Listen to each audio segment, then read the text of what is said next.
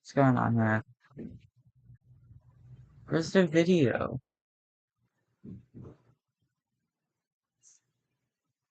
Great.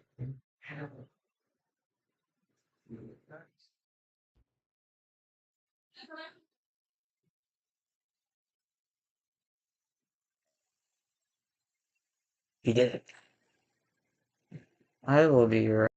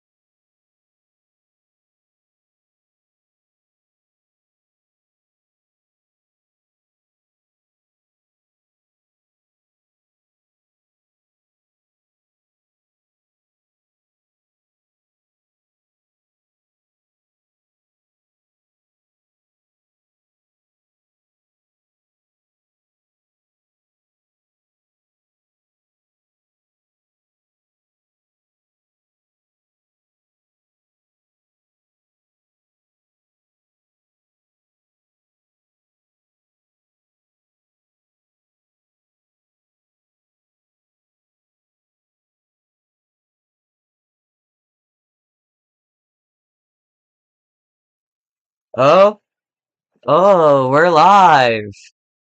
That's not what I thought I'd be doing today. Well, yeah, it is, but eh, I don't know how to stream. This is my. So, you must be new here. Oh, hello. My chat. Where is my? Where's my? Yeah. So apparently during the setup system, a chat box disappeared. So I'm gonna pull this up to view the stream.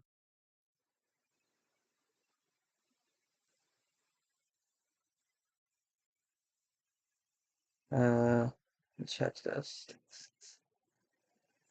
Just so I can have to chat somewhere. Ah, okay. Toast. That's what I thought. Okay, I've got my chat over here, I've got my camera in the middle, and I've got my moderation stuff over here, and we are ready for our first pitch in approximately how many? When's first pitch? Like 4:10. So there's some pregame shows going on, and I have, you won't believe it, a banana. It's insane, right?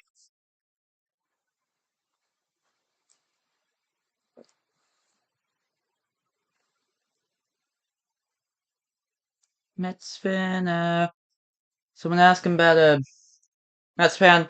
I am in unbiased commentary today. I have a Mets jacket, which I'll substitute as a rally towel, and I have an actual Phillies rally towel from 2022.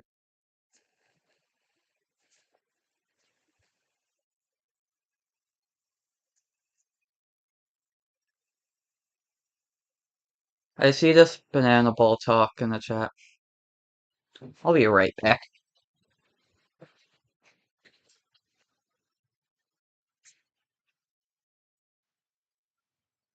Have you seen a wiffle ball before? Do you want to know how you can throw a banana ball?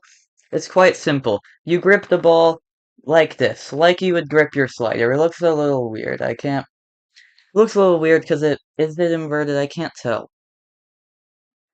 Name your sports teams you follow. Okay, I got you. Uh, so I follow the Houston Astros, and yeah, that's the only actual pro sports team I follow. I follow the entire MLB, and that's it. I don't really go into other sports. I'm open to checking them out, but my experiences are like, but I probably will do something like this for the NFL playoffs. Okay, back to the banana ball. You grip it like your wiffle ball slider. You throw it with this sidearm. So sort of like, so the way you'd throw like a sidearm riser like this would make the ball rise. Where if you throw like this, it'll make the ball move like that, like slider. But so you throw it from the side, get a good underarm, sidearm, and then you flick it like this a bit, and then it goes up in the shape of a banana. Favorite MLB player? Kyle Tucker. Although Zach Neto, Royce Lewis, they're both up there. They're pretty good.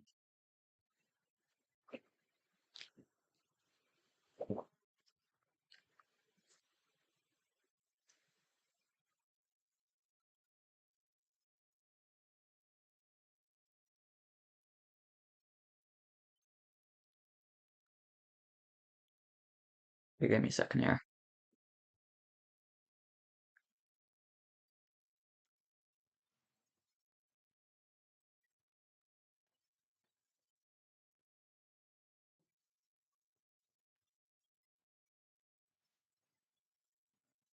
Okay, we are back. And also, my stream is on a delay because here in front of me is my camera. On the right is my moderation, which is live time showing it. And then on my left, I have the actual stream pulled up so I can see the chat. And that is, it's delayed. So my calls will be a little delayed when we get to the game. This is also my first real play-by-play outside of my MLB The Show videos.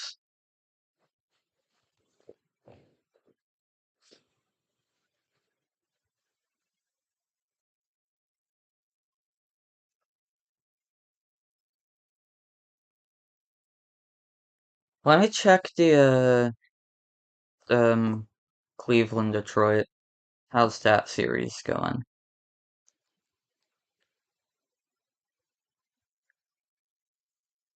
7-0 in the bottom of the eighth. Yeah. Yeah, that 3-run shot from Lane Thomas was a big blow to Detroit. So, barring any miraculous comebacks in Cleveland, the Guardians will be taking game one. Yankees Royals getting started in a couple hours. The game that we're covering today is getting ready to go in like 20 minutes or so. Or no, like not 20, like 14. Yeah, like 14, 15 minutes. And then Dodgers Padres is the real like big game that is going to start at roughly 8:40. So that's the nightcap, which I will not be covering. I'm only covering this game and what happens in other games between.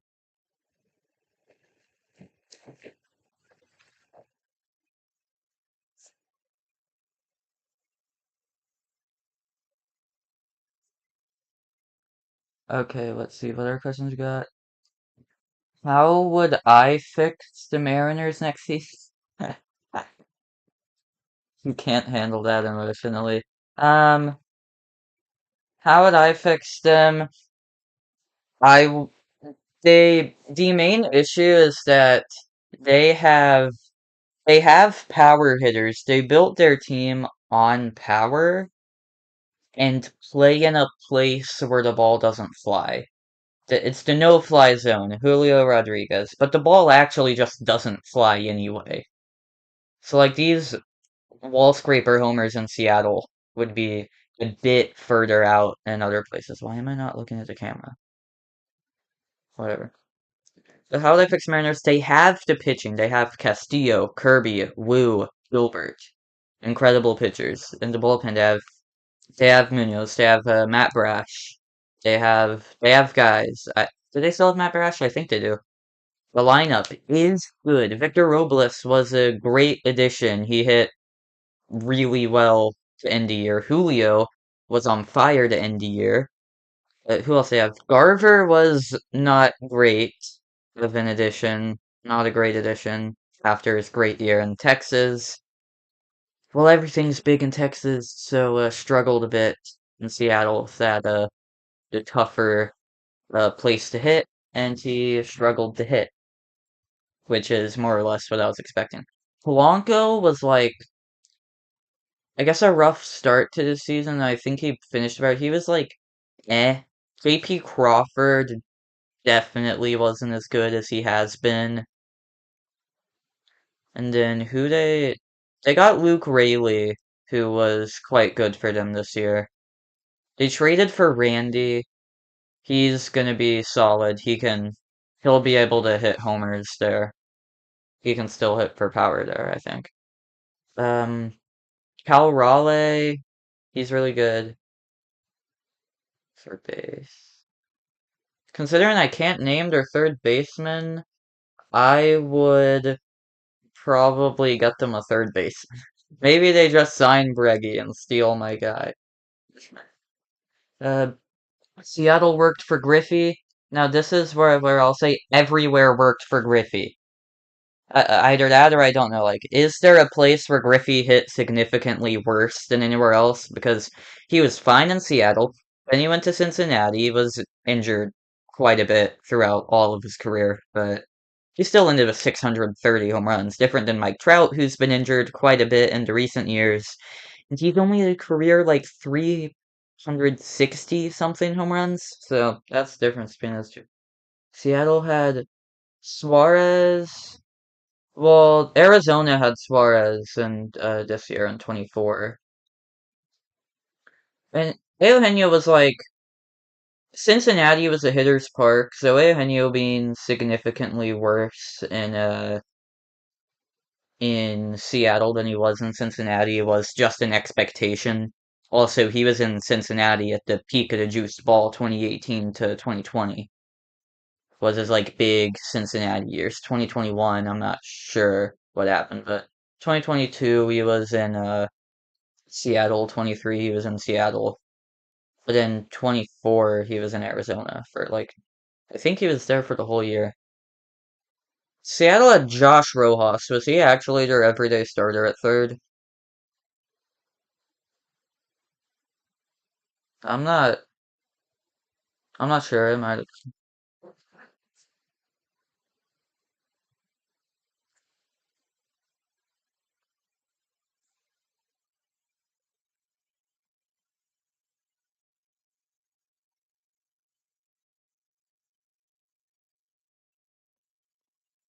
Okay, we're getting closer and closer to first pitch, which will be from Zach Wheeler to assuming Lindor is leading off. I haven't heard anything about injuries yet. Would you trade G-Rod because he's too streaky? Um, he is a very streaky hitter. That is definitely true. Hold on, Cleveland's actually an out away. Clase in a 7-0 game, I guess to really seal the door makes sense. Trading Seattle, not trading Seattle, trading Julio from Seattle. That would be something where, hmm. So he's very good defensively, a great base runner, and he has power. He's shown it. This was the first season of his career that he wasn't an all-star, and I don't think he reached 20 homers. I think this was his first season that wasn't a 2020, pretty sure. But he always seems to have his best month in August to September. This is always like, the end of the year is always when he's at his best, and this season he was at his best at the end of the year, but his lows at everywhere else were significantly lower than what we had seen. Detroit and Guards don't play till Monday. Their game just ended. Well, I think, unless Colt Keith did something with it. Yeah, their game just ended. Do they play? Yeah, they play again on Monday, but so I guess the AL side gets a Saturday. Yeah, so I guess we're swapping days for which games are being played. But for today, all of the all of the teams in the division series are playing. All of the division series are going on today. With Cleveland taking game one. They got to Tyler Holton big time, and I was surprised when I saw they were going with the bullpen game again, because that was the same guy who started game two of the wild card series over Houston. I was just a little surprised, and ended up the Cleveland got to him big time. Uh, whoever was pitching for Cleveland seems to do well, considering they didn't give up a run. The game we're watching is getting really close to being underway. Using Clausen's area that next time. Yeah, their next game is on Monday. And using Clausen's area is okay, yeah. Yeah, they use him today because he has an off day. Yeah, he's a reliever. He gets like an off day. That's all he gets. Is that Wayno? That is Wayno. You guys are here for my play-by-play. The professional play-by-play has Wayno and AJ Brzezinski. So back to that trading Julio question. I wouldn't. Did they sign him? Did they extend him yet? If they extended him, then they probably shouldn't trade him. They should really try to build around him, which they've been trying to do anyway. They should. I'm not sure who else is free agents. I know Pete Alonso, Breggy, they're going to be free agents. I'm not sure who in the pitching class is free agents, except for, oh, Garrett Crochet. Is he a free agent? No. He's only been in the league for 4 years. Wow, Bryce Harper is has a 996 OPS in 49 postseason games.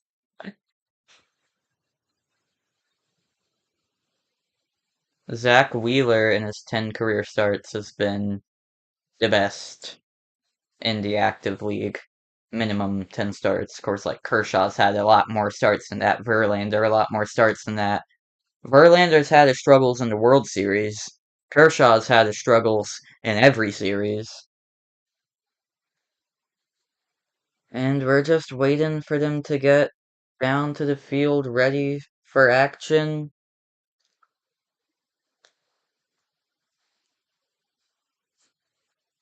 They're showing that Pete Alonso polar bear splash replays.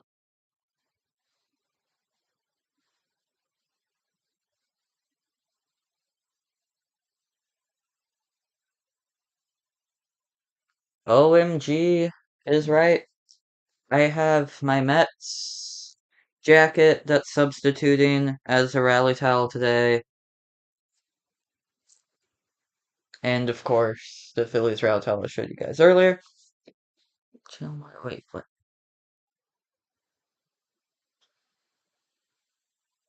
What?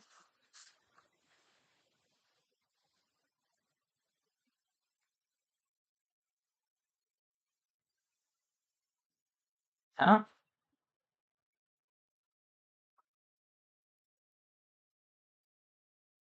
What? I don't... Okay, Toast, where are you seeing that you're a moderator? Because it's not telling me that I have any moderators.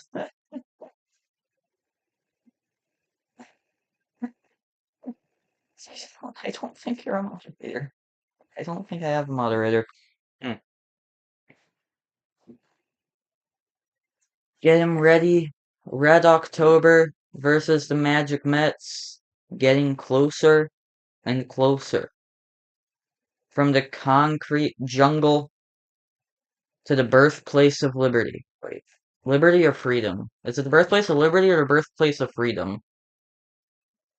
Um, Probably the birthplace of freedom. That's where they signed the Declaration, and that's where they that's where they sent it from.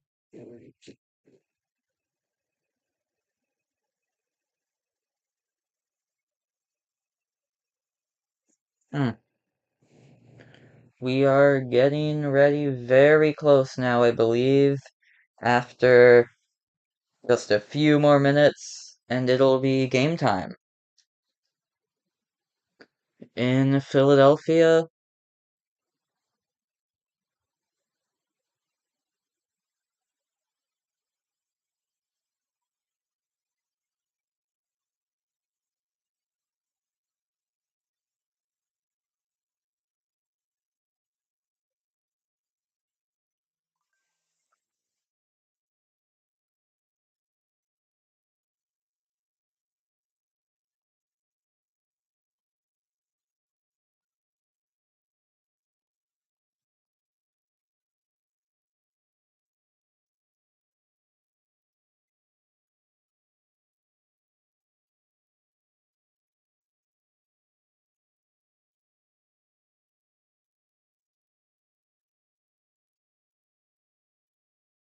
yeah, maybe that's what it is. Okay, getting closer and closer to first pitch.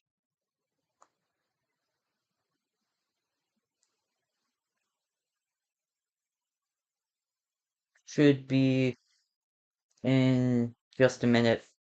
And as we get ready for first pitch, almost underway, I am going to re-mention to those of you that are here that I am trying to pass Royce Lewis in subscribers. I'm currently at 585, and let me pull up my statistics to see if his total has changed any. I just gotta see if his total's changing. Has this total changed any rule?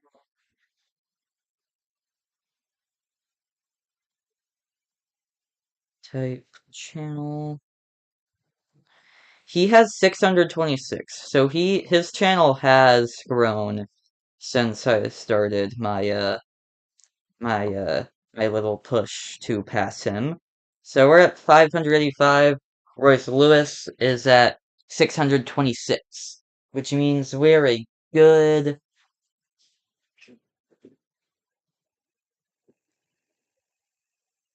we're like what 41 subs behind him. So we're gonna need a really big October, and we're here already on October 5th because the goal is to pass him by Halloween. It looks like a sunny day in Philadelphia.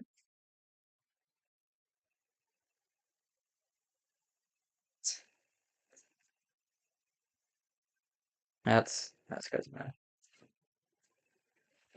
Okay, a little sunny day in Philadelphia. Zach Wheeler getting ready to go in the blue hats.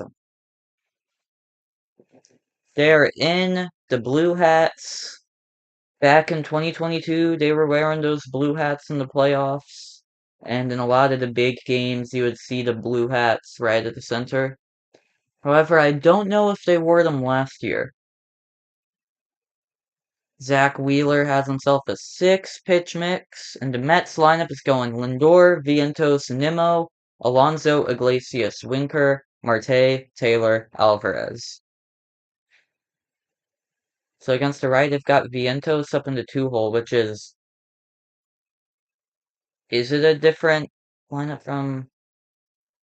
No, no, the same lineup used in the wild card. I've got Vientos got out before Nimmo's hit, setting up Alonso's big swing. As the first pitch is finally underway from Wheeler to Lindor, strike one at just above the knees. And since moving to the leadoff spot, Lindor has 26 home runs and 71 RBI.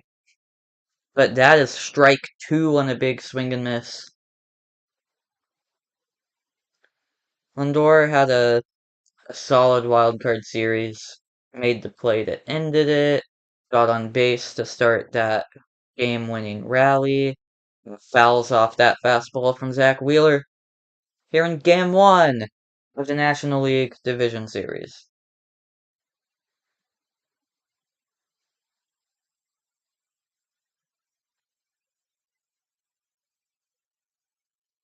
The pitch on an 0-2 is lined, and Bryce Harper right there. What a play to start off the series. A rocket off the bat, giving Vientos some advice. That ball was smoked, and Bryce lays down to the knees and picks the ball just above the ground for an out on the line. And now Vientos ready for a first pitch from Wheeler. Another fastball. 5 straight fastballs start the game. Wondering when that breaking ball, that sweeper, splitter, changeup, when's he gonna bring it out? Inside fastball got him swinging, chasing. 0-2 on Vientos. To see if Philadelphians, all with their red towels, against some kids from the Big Apple. Strike 3 chasing high. 8 straight fastballs to start off the game, I think. No, 7, my bad. 7 straight fastballs to start the game. Line out on Lindor. Strikeout on Vientos. Got him chasing that one well up. And now it's Brandon Nimmo. Probably the heart and soul of this lineup for years. Strike 1 on a fastball. And now he's getting the sunglasses.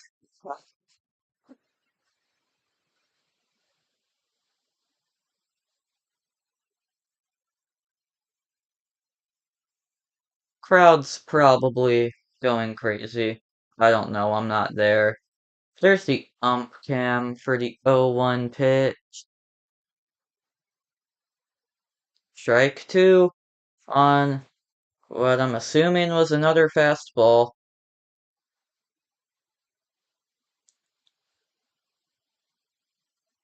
0-2.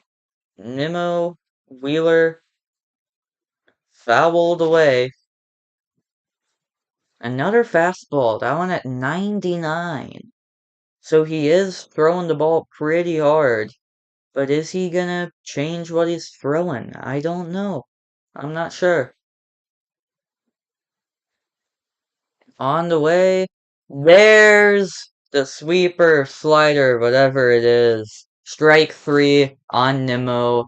To the bottom of the first we go after a strong inning from Wheeler as the Mets are looking forward to a return from Kodai Senga.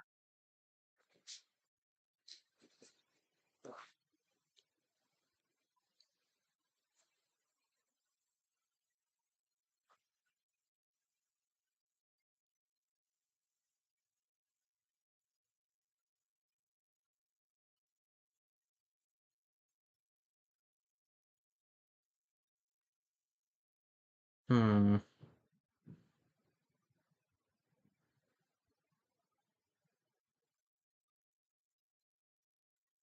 As we wait for the bottom of the first to get underway, I don't I don't have much else to do.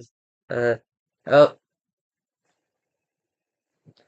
this is my chance to prove I'm better than the play-by-play kids on MLW. That is true. That is sort of the goal here. Because I guess my videos aren't enough for that, but this is actual live play-by-play, where I'm not involved with it at all, except for making the calls. Travis, how about you get out of the ads and start getting on the scoreboard?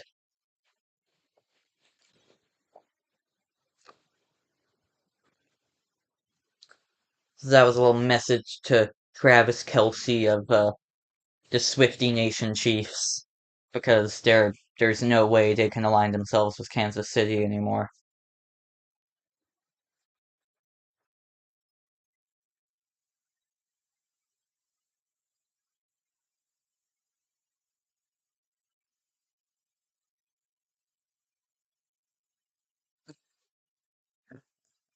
That is true.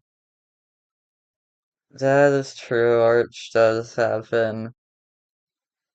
Well,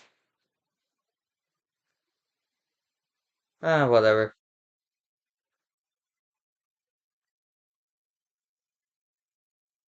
We're nearing the bottom half of the first.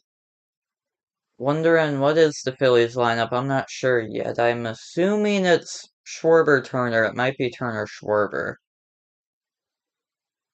I think I would do Schwarber Turner. But let's see. Schwarber, Turner, Harper, Castellanos, Bohm, Stott, Realmuto, Marsh, Rojas. 4.84 runs per game, the third most in the National League from the Phillies batting order. We've already seen some of them in the field. And here's Kyle Schwarber, first pitch from Kodai Senga. That's a swing and a miss on that nasty ghost fork ball that he's got. I believe those are 2023 stats because he only started like one game in 2024. Schwarber hit nearly 250 on the year. Is that like his career high in batting average? I'm so used to him having that OBP up at 350-ish. Maybe not that high, but the homers up in the 30s and 40s. 1-1 ready. Senga delivers to Schwarber. Fastball unloaded. Kyle Schwarber clears the deck in Philadelphia. Up to the second deck, a shot off the bat of Schwarber. The playoff success this man has had. He's already has the most homers by a left-handed hitter in postseason history, and that's another one. And his first at bat of the series, of the playoffs, Kyle Schwarber has done it again. And Senga's return to the mound, yikes, Schwarber, the Phillies' postseason home run leader. It's better than guys like Mike Schmidt. Mike Schmidt got a couple rings with the Phillies. And now Trey Turner, against an angry Senga, takes that sweeper up high. I absolutely need to borrow your mic. My mic, it's like, whenever I get over a certain volume or whatever, it just doesn't work. So I don't need to borrow yours. I need to get my own. But, yeah. Maybe I should lower the volume a bit when crazy things happen. 1-1 from Senga to Turner up high on a sweeper. And there's the replay. Absolutely destroyed that baseball. The ump cam. Beautiful. Not that you can see the ball from the glare. But Turner takes strike two. Another sweeper. Senga feeding on the sweepers to Turner.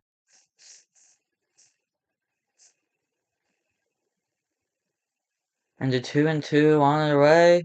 Strike three on the nasty ghost fork ball.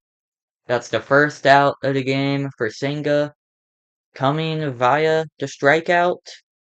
Swinging.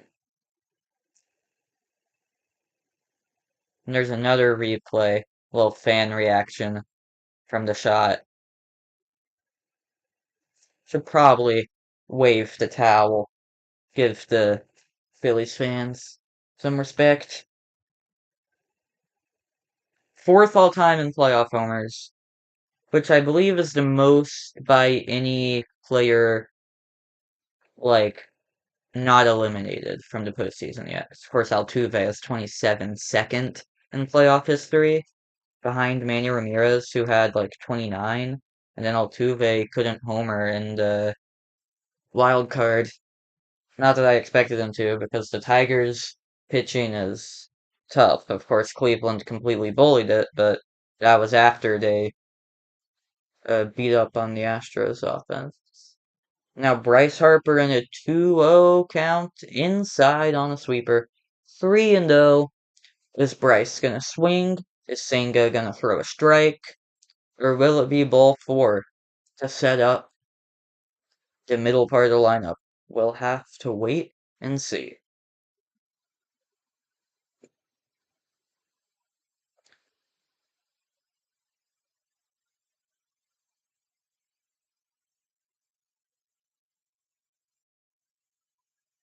Oh, just missed the corner.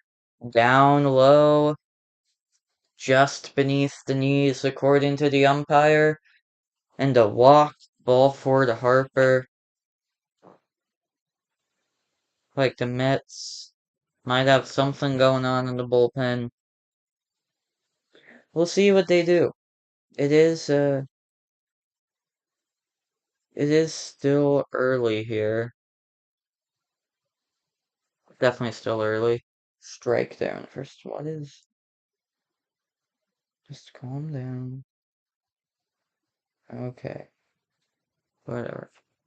One of four players in the league to play all 162 games. Castellanos had his highs and lows, but was able to. That's a fly ball to right, fouled out of, not quite out of play, but fouled. But Castellanos, playing in all 162, had his struggles, ended a net positive in the lineup, and he definitely it showed off that he was able to work through his struggles without needing to take time off. He was able to just trust the process, started working, worked quite well, and here he is batting cleanup in a red October. And that's flied foul out of play.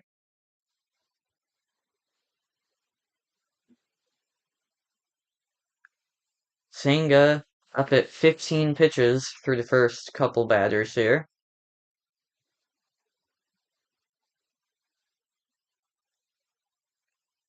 Senga's 0-2 to Castellanos. Got him chasing the slider. So the second strikeout of the game for Senga. Both starters have 2 Ks, 2 base runners allowed. Both happen to be from the Phillies lefties. But that got Castellanos to chase.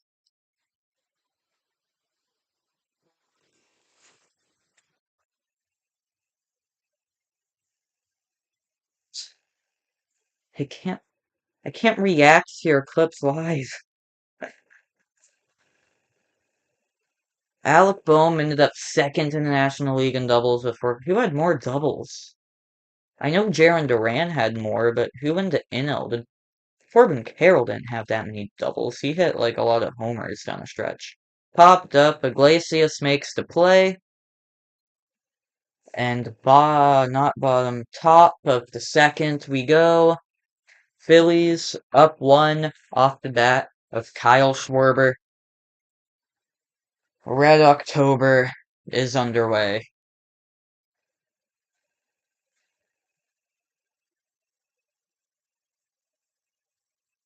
This is the part of the stream where I don't have an ad break like the professional cast. So I just have to sit around here waiting for the next half inning to start. Maybe I can watch this live. Nope, you sent me no quality.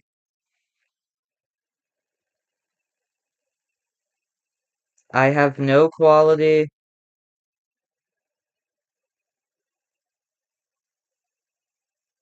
Yeah, what is going on in this clip? There's no quality.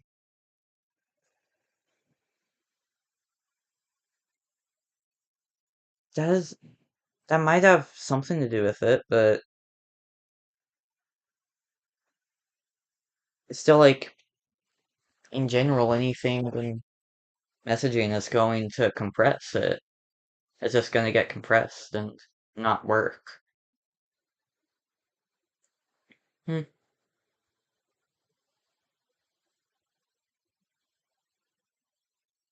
Well, through one complete inning, the Phillies are up 1-0. Lindor did have a good swing, just happened to go straight to someone.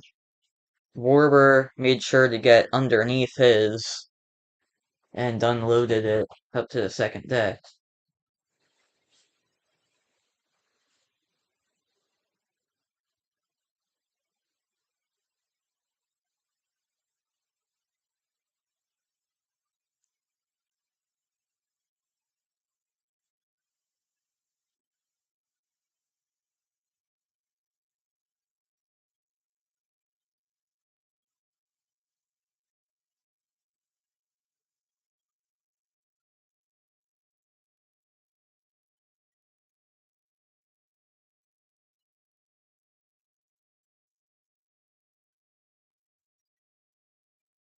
Yeah, I guess you can show me then.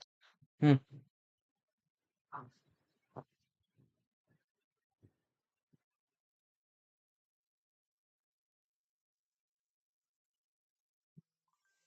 Oh,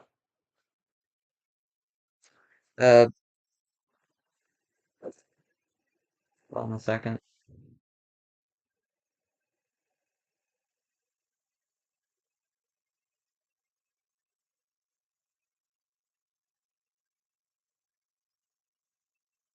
Oh no, hold on a second. Okay.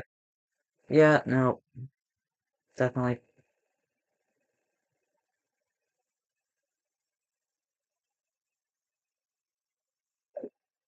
Okay, top of the second is underway. A 1-0 to Alonso. Swing and miss. Another fastball. Wheeler really uses that fastball to get after hitters.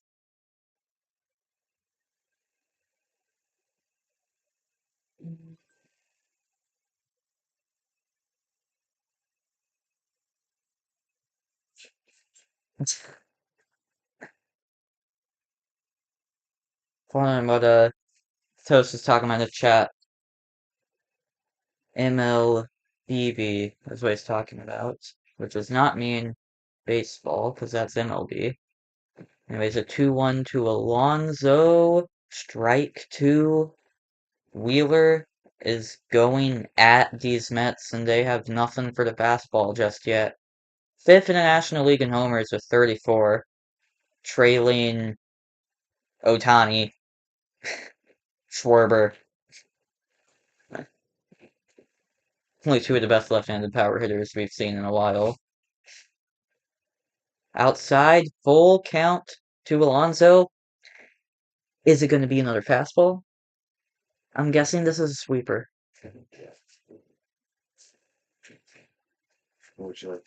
Special delivery. Pizza time. What would I like to do? Oh, it's a fastball. Strike three. Like for no. Okay. I have pizza now. That's cool. Oh my gosh, I had this is more slices than I intended on getting.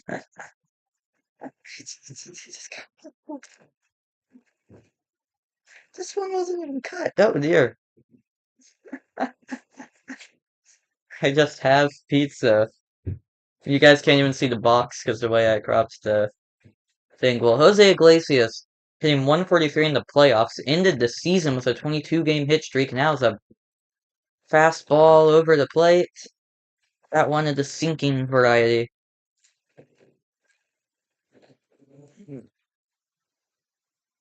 Gosh, I got like buffalo chicken pizza. That is a line drive to center field. Rojas has it.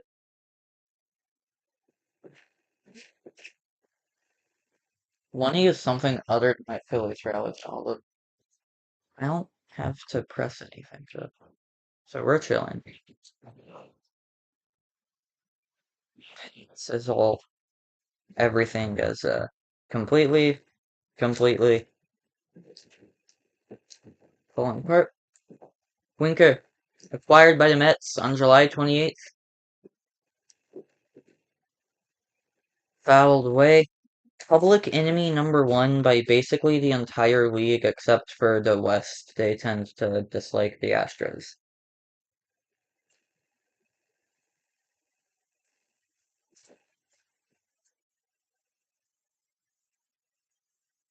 Slider, sweeper down low. That.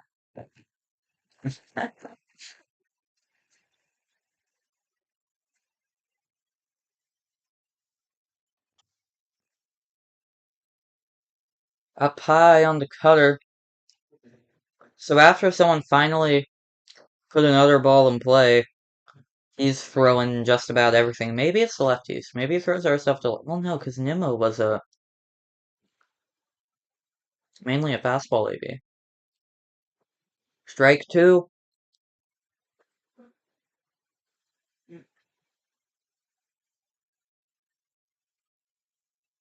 Altoona style pizza. I don't really know what style pizza this is. I wish I knew, but I don't. That's pie did not go around.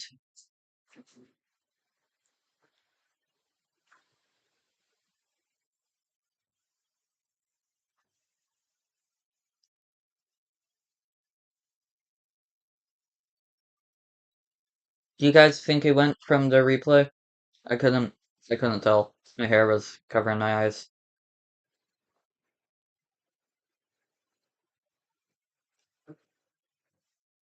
3-2, Jesse Winker, 2 outs, looking to reach base for the first time I met this game. Up high, ball four. Jesse Winker is the first base runner of the series for the Mets. Can I have one of those? Sharkleberry or Drool Wave? Sharpleberry.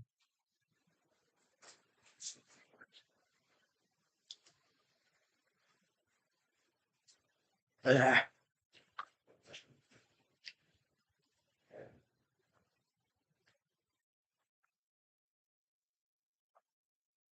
Altoona style pizza is Sicilian pizza with American cheese. Okay. Okay, I don't know what's this. I don't know my pizza types. I'm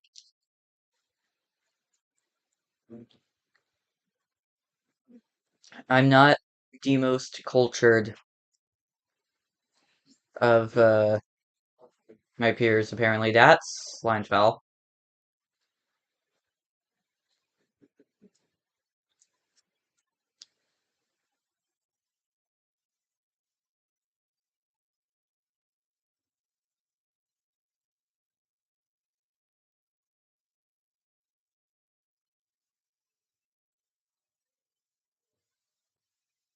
Yeah, I'm not really sure what cheese is on here. I think it's like blue cheese. There's some blue cheese on here, I think. Mozzarella and blue cheese. Okay, mozzarella and blue cheese. That is what's on here. With buffalo chicken. So I may not have wings, as that is grounded up the middle. Stott tough play makes it. And that will end the top half of the second. The Mets don't have a hit yet. Bottom two we go.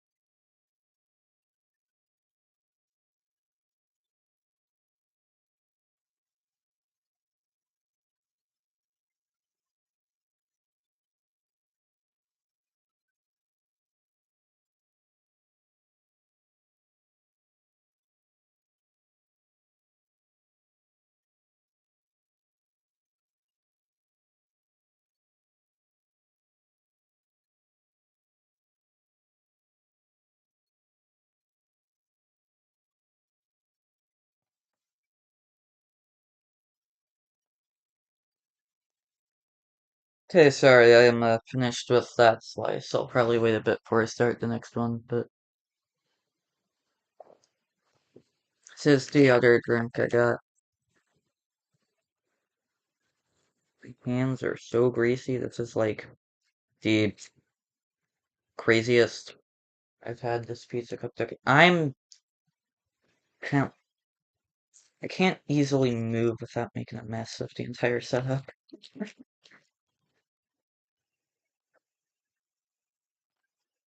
Okay,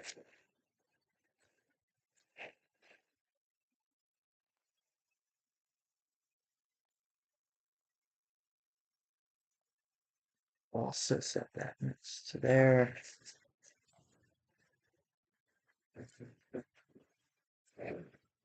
Gonna set this down real quick. I'm going to grab myself a fancy device called a paper towel.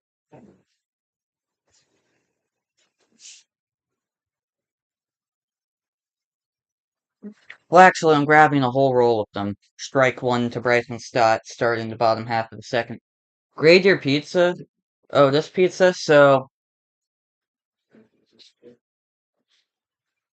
for the longest time, I didn't like this specific pizza place. Or, I don't even know if they're a pizza place. Pizza's in the name. So, definitely a pizza place. Their regular cheese isn't very good, so I didn't like them very much, but this buffalo chicken pizza, I would comfortably say is one of the better pizzas I've had. That's Sky on the infield. Vientos calling. Vientos has it for the first out in the bottom half of the second. I would rate this or grade it. I guess I would rate this out of 10. I haven't had a whole bunch of different pizza types. It's not as good as the pizza I had in New Haven, Connecticut. That is some great pizza. And I think I got like regular cheese pizza up there, so that's saying something. Strike one to Romito on a foul ball. I would probably rate this like, at least of the pizzas I've had, probably an 8. And maybe I rate things differently than other people. Maybe some of you would rate something like that I think is an 8, maybe you'd rate it a 6. Not because of like the subjectivity of is it good, but like everyone's rating scale is different. Mine is a bit inflated. I'm gonna have higher numbers because I'm not sure what I'm doing. You from Con? I am not from Con. I have some family up there. That's lined foul for Romuto.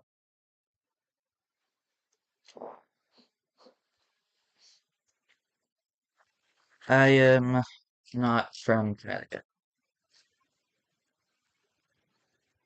Uh,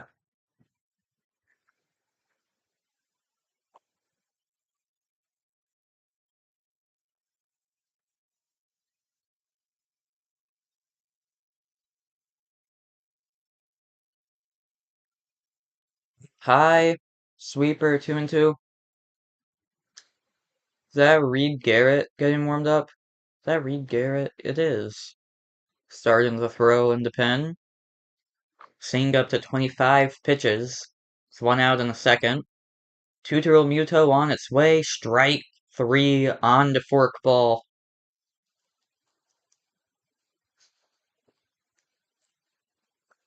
You're from India? That's pretty. I don't really know if I should say that's cool or not, but like, I don't know anyone from India, so. I know some people. I met someone from Brazil. I met someone. I think someone from Iraq is in my history class, but I don't know how to pronounce that. Um, it's spelled Hyderabad, but I don't know if it's pronounced Hyderabad. But according to the Greek myths, hydras are bad. But Greek myths are from Greece, not India.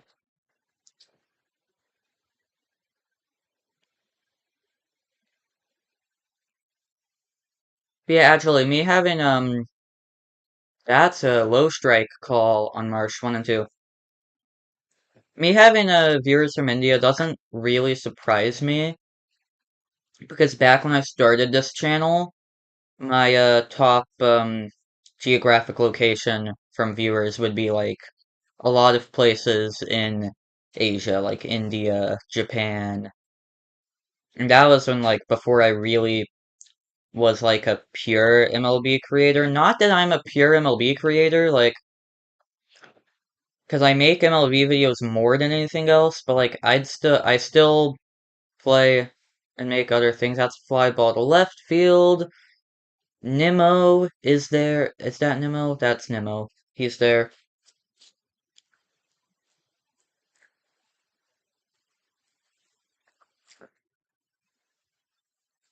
But yeah, so I used to make chess videos a lot, and then I didn't really know what I was doing, so I stopped. And now I'm sort of getting back into like a competitive chess field. I have a tournament in November. And I'm gonna congratulate the Indian chess team in the Chess Olympiad recently. I believe they got double gold, the men's open and the women's section. India won both of those. And Gukesh from India is going to be challenging for the World Championship in December. I think that's December.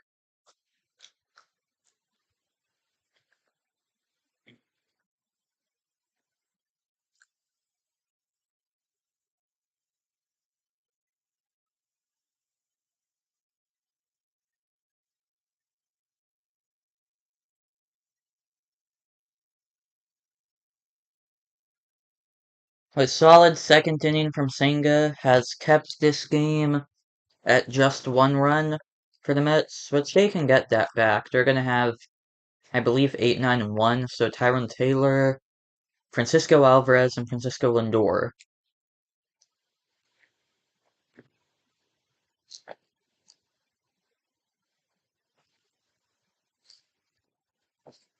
is what the Mets will have due up for the top of the third, looking to get their first hit.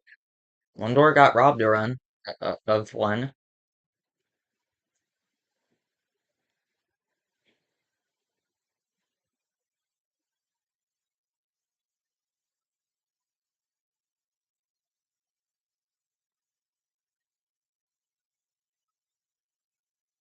Hmm.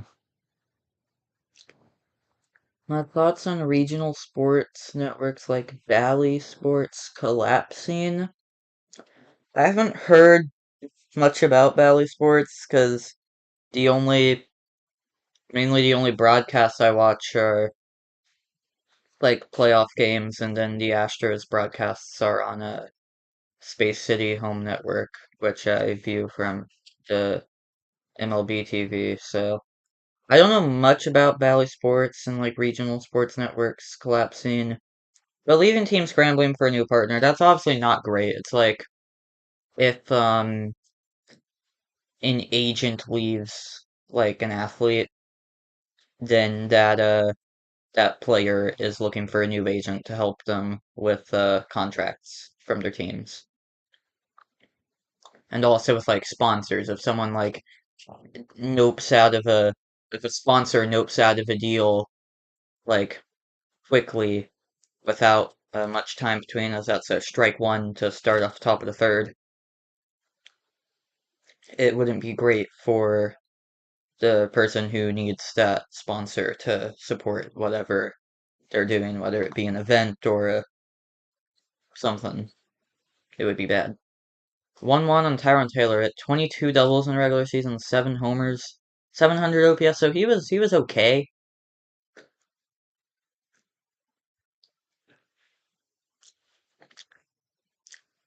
Here's strike one, fastball with a little bit of run.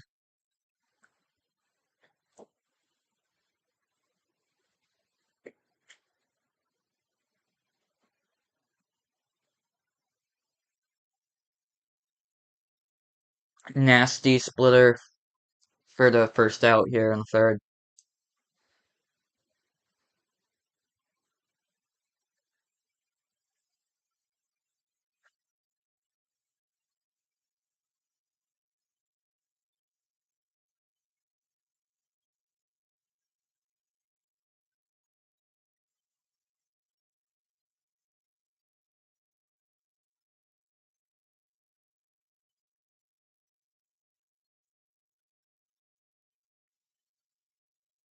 Strike one to Alvarez, an outside sweeper. He has 5 homers in his career versus Philadelphia, which is the most versus any opponent in his young career. And that's grounded back to the pitcher, and Wheeler makes the play. PFPs!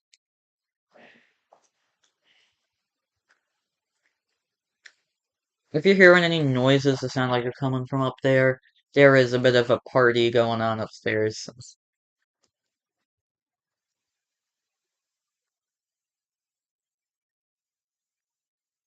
I don't think any of them want much to do with me, so I decided to do this instead.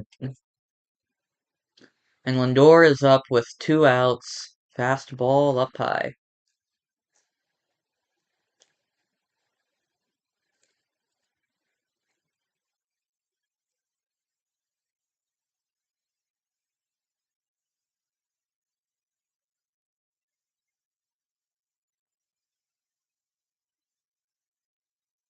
Okay, that was a nice curveball for strike one on Lindor. 1-1, Wheeler, ready to deliver. Inside, jammed back to the mound. Wheeler catches the fly ball.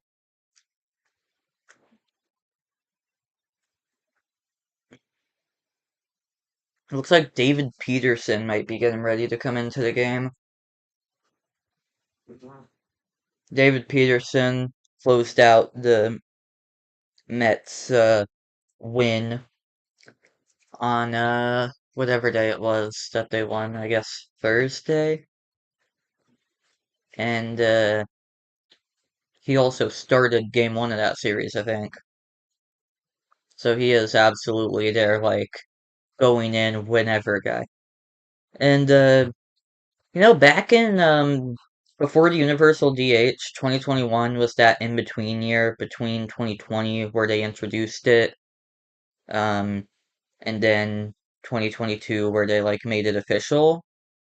2021 was that like in between year where like we still had everything. 2020 introduced the wild card series, but it was still like 2021 had the wild card game for the last time.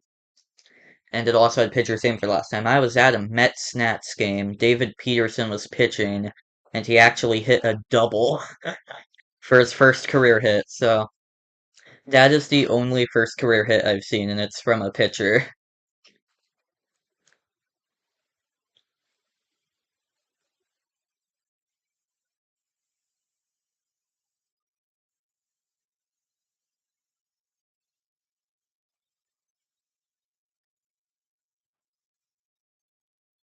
Slice tube is done. I've got I've got like 4 slices left. Gosh, I didn't know they actually got me like an entire tiny pizza. How much pizza did they get upstairs? That would be crazy. They must have gotten so much pizza.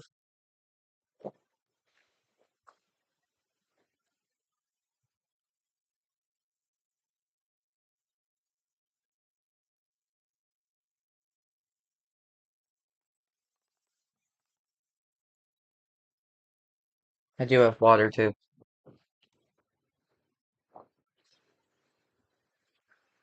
Okay.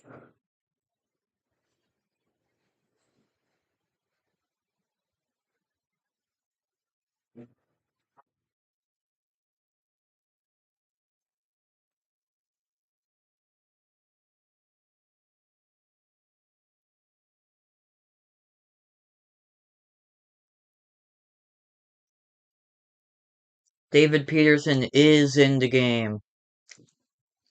In wildcard game 3, he got his first career save, although it doesn't count because it's the postseason. In 121 innings pitched in the regular season, he had quite solid statistics. And it's Johan Rojas, the Phillies' young stud, defensive wizard, center fielder. Bit of speed, down 0-2. Good changeup.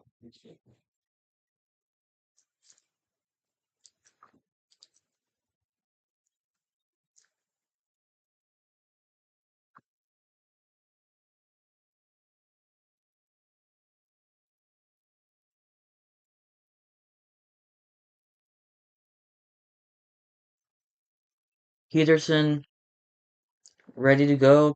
Rojas ready to go. The 0-2 grounded back past mound. Lindor, tough play. Good runner. Good throw.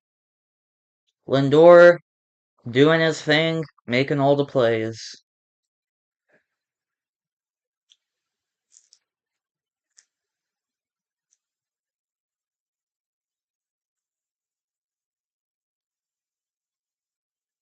A 2.90 ERA in those 120 innings for David Peterson.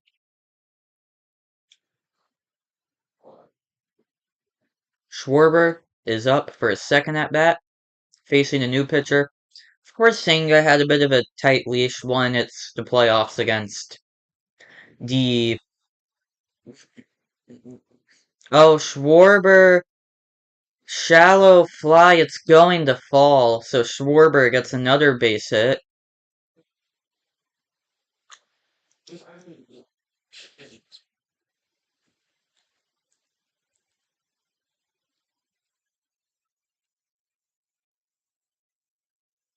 Schwarber got a little jammed on it. Underneath it. Weak off the bat, but it fell.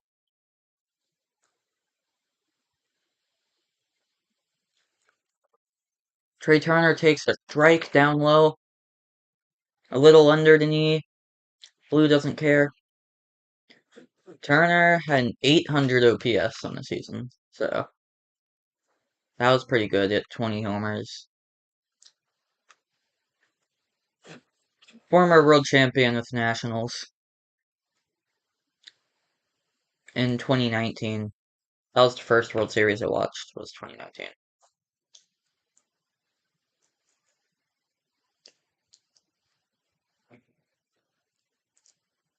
Turner was a Dodger for a bit after that one trade. Down 1-2. So now he's got to defend that part of the zone a bit beneath the knee. So he's going to be chasing a bit.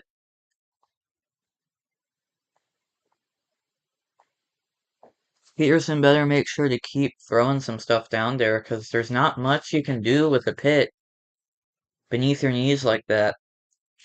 I mean, very specific swing types are able to elevate it, but of course Turner has speed, so he could probably beat out a double play attempt, but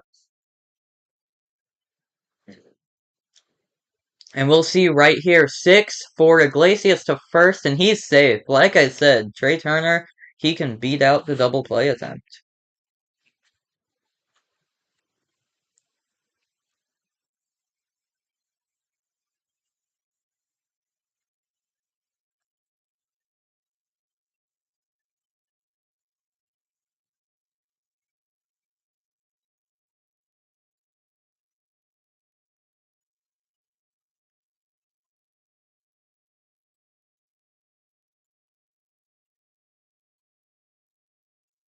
Now it's Harper taking that for one. What is this?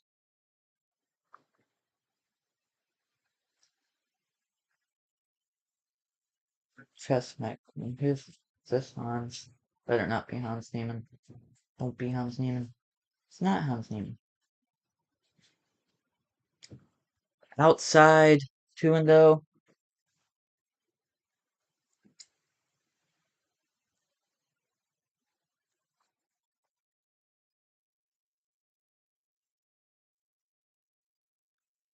Harper looking to do some damage,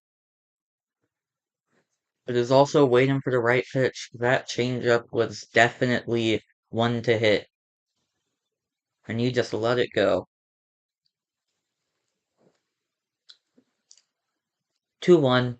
Nobody on the left side of the infield. Throw back, not a chance on Trey.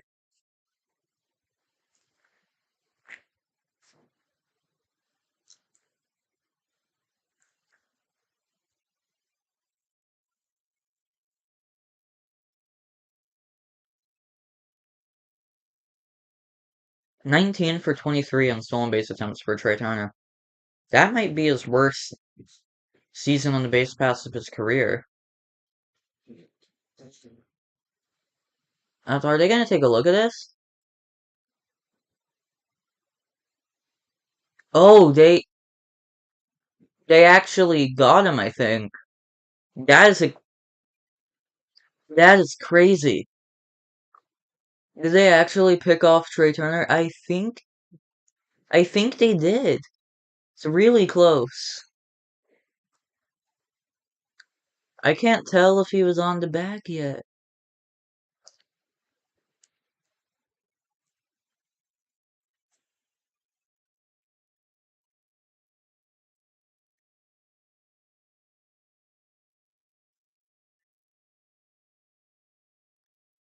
I think they might have gotten him. I think that's the angle that has it.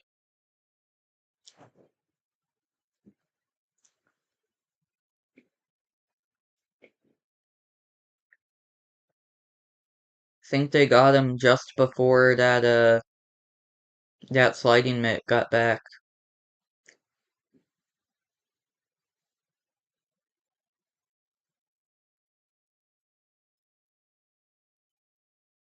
Oh, safe. Okay. So the Mets lose the challenge. They have one remaining. They do stick with the call on the field. Wasn't decisive enough to overrule.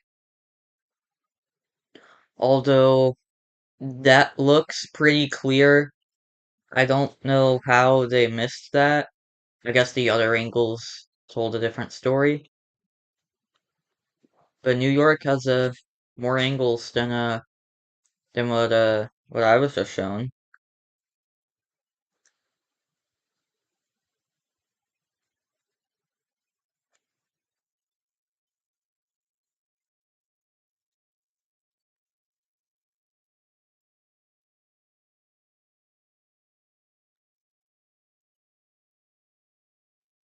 Another walk to Harper. There's two men on for Nick Castellanos against the lefty this time.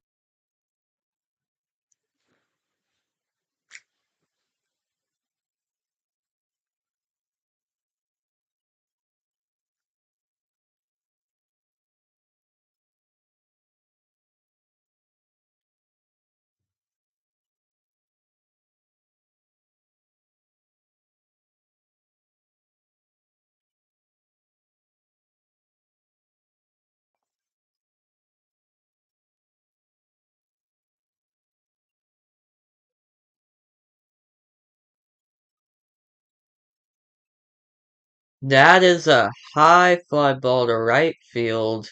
Marte has it. Shy to track. Marte puts it away. Top four we go. Through a third, it's 1-0 Philadelphia. Mets still looking for their first hit.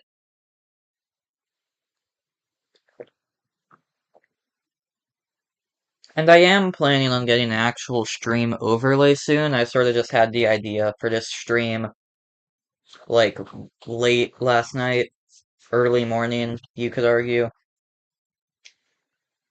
Oh,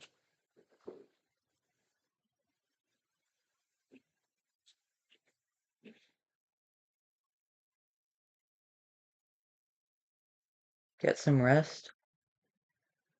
What do you mean get some rest? I went to... Thanks for streaming. Okay, yeah. I got plenty of rest. I went to bed like, I went to bed like 12. I don't know what time zone you're in, but I went to bed at like 12 Eastern, and I got up at like 7. I got 7 hours of sleep. I'm fine. And you are very welcome for streaming. I got the idea for this style of like play-by-play stream from some of my favorite creators over at the warehouse. JM Baseball does streams similar to this for the playoffs, and Tom Grassi Comedy does this for the NFL. So I thought I might as well give it a shot, and I'm having fun. I like it. I'd be watching this game anyway, so I'm just talking to people through a live stream. Although I'd probably be talking to people not through a live stream if I wasn't on stream, so.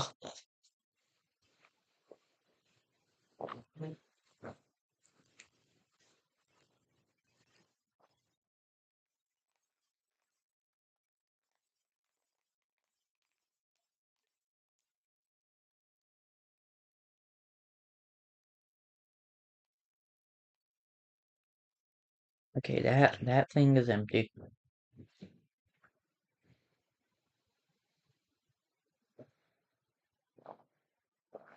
Carlos Mendoza, first season as Mets manager, 89 and 73. They were 89 and 73. So we had some first time managers this year take their teams to the playoffs. Espada in Houston couldn't make it through the first round, but did win the division. Carlos Mendoza got his team to the division series, facing the division winners. Up and in to Vientos.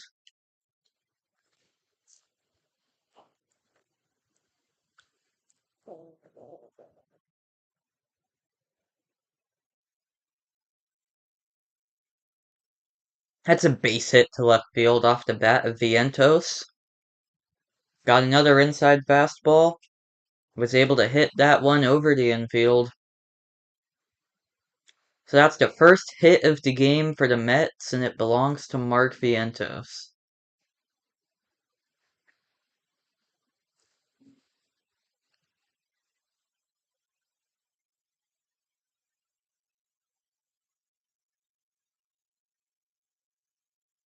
And now Nimmo has a runner on. Inside fastball.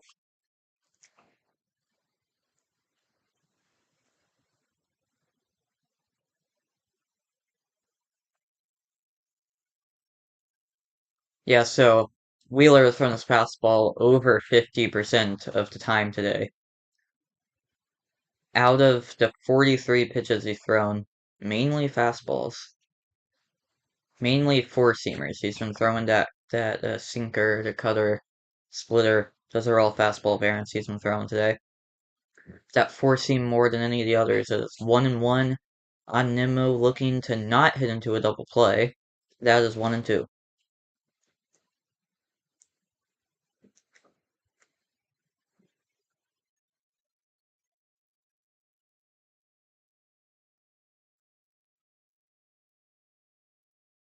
The fans are waving the towels, looking for a K. Outside, 2-2.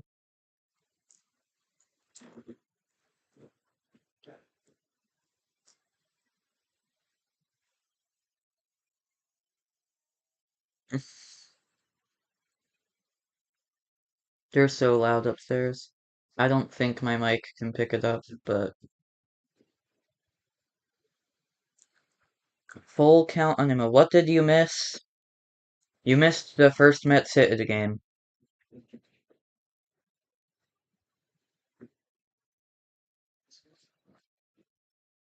Full count on Nimmo. Inside, ball four. Hustling his way to first. As he does. Because that ball is live. You can take extra bases on a walk. Most people don't know that, but you can.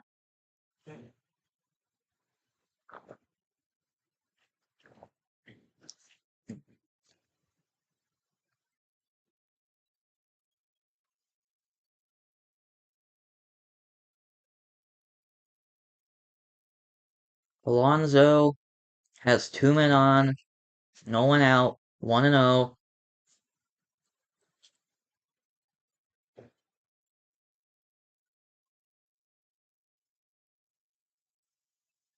Wheeler's 1-0. 49th pitch here in the top of the fourth, inside. 2-0 on Pete. The polar bear ahead in the count. Already done some damage in the postseason. Can he do some more? This time against the Phillies. Fouled away.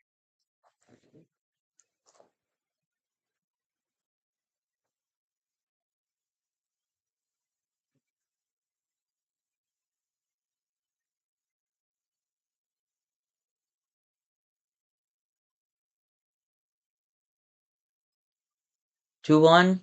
Strike two. Swung straight through the fastball. Wheeler looking for a huge strikeout with 2-1 and no one out. Alonso just swung straight through it. Looking to unload on the next one. Takes it for strike three. Pitch caught the outside corner. Pete's upset. I think it was there.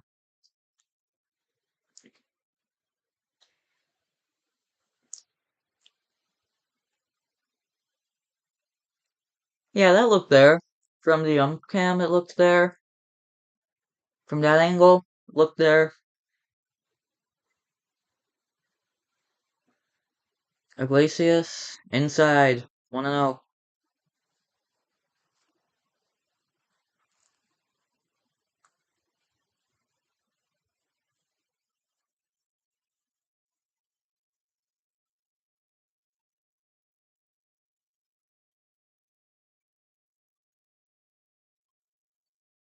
Inside, 2-0 on Iglesias.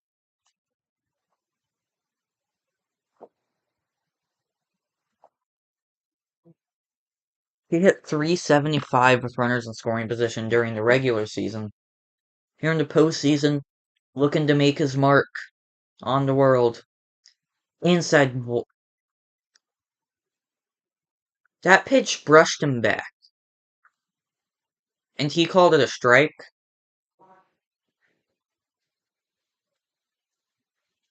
Okay, why is this guy umping a playoff game?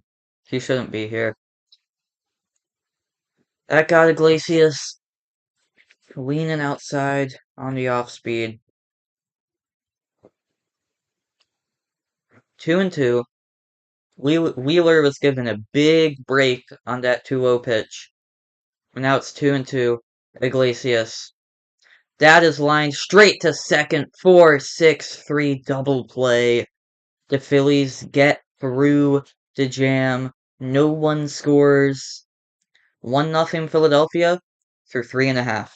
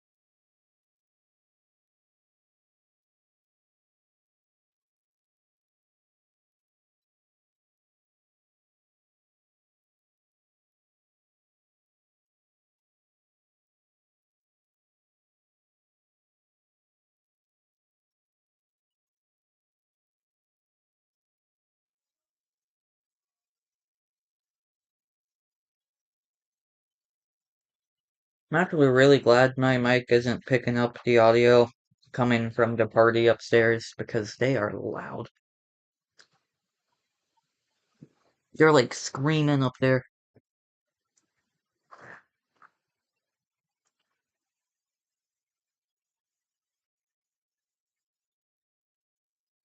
I got 2 slices left of this pizza. I don't even know if I can eat it.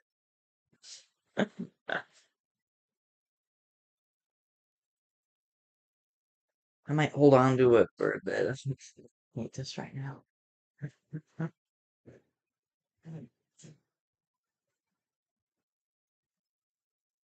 Hmm, you can cry. Oh god.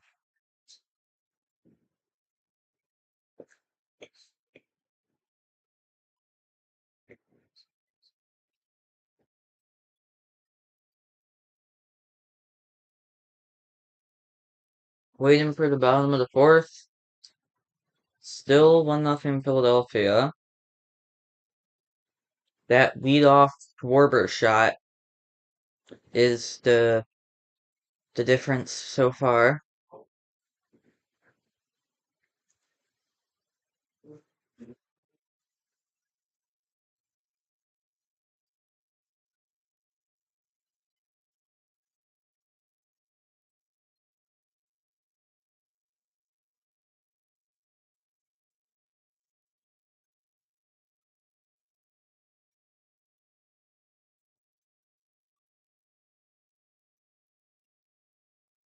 First pitch of the inning, grounded back to Iglesias, makes the play.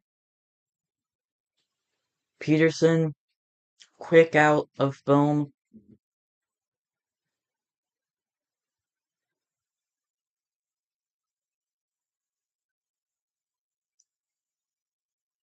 Who's gonna be up? It's gonna be Bryson Stott. In with one away. Takes a strike on the outside corner. 11 homers, 57 RBI in the regular season. Outside, another called strike. Yeah, DP is looking good. David Peterson.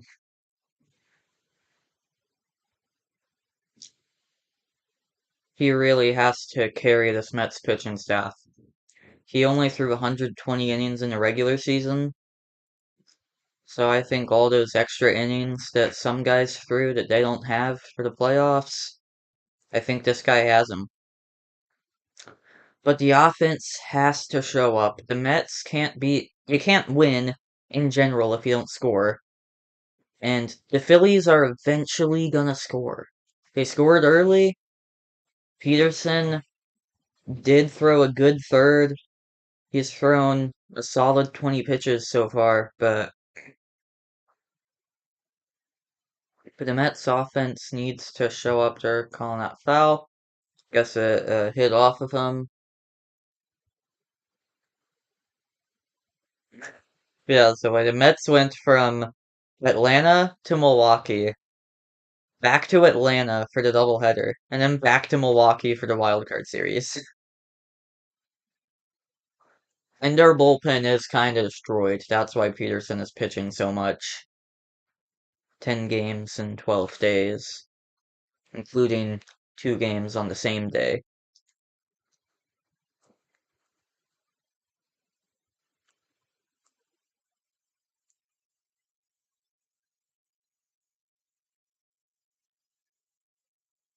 And that's the one that doesn't get the call.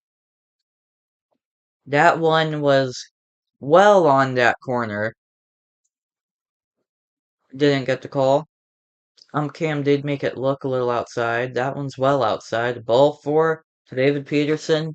Wait, no. From David Peterson to Bryson Stott.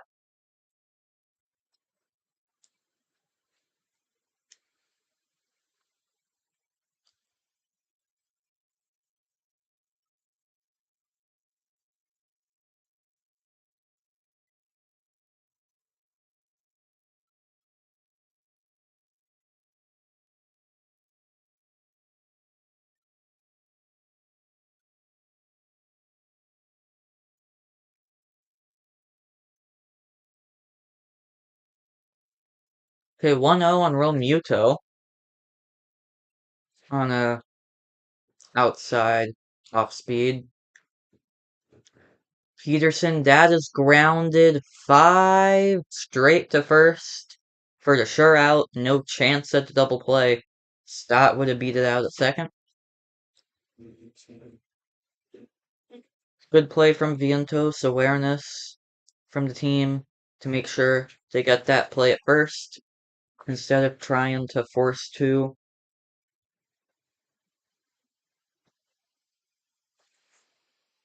And there's Luis Angel Acuna on the bench.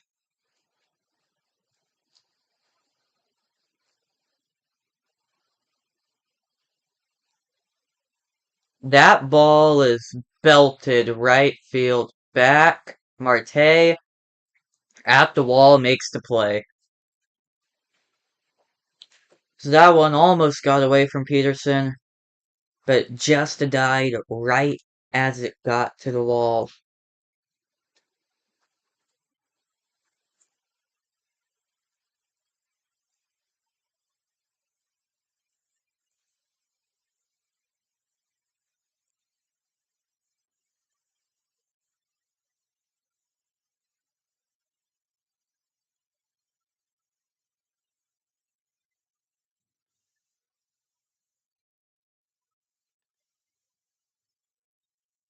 Okay, I am out of my milk. So,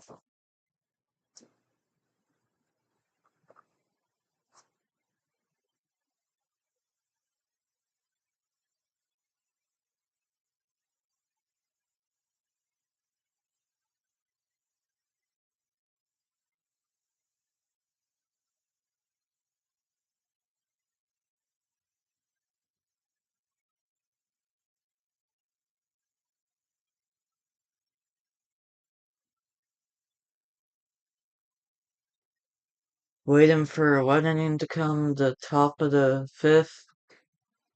We're nearly halfway through the game. It's 1-0 Philadelphia. Oh, what's that? Can't check that right now. I got too many things blocking it.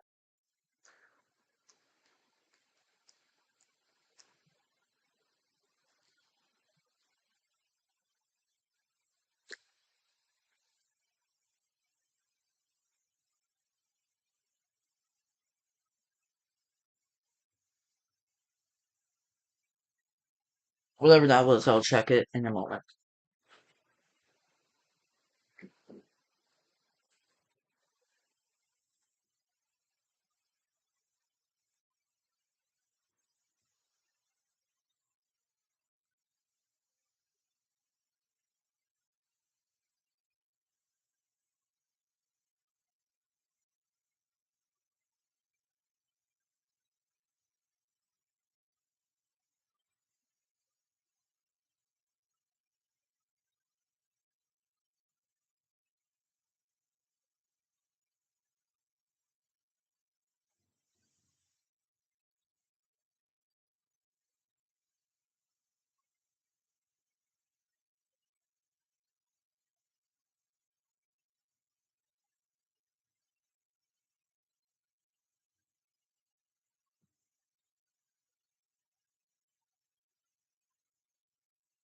Zach Wheeler has been dealing through the first four.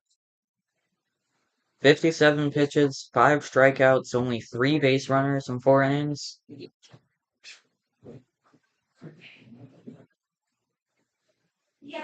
Okay, party's coming upstairs. Do, do you want to close that door? Do you want to close that door?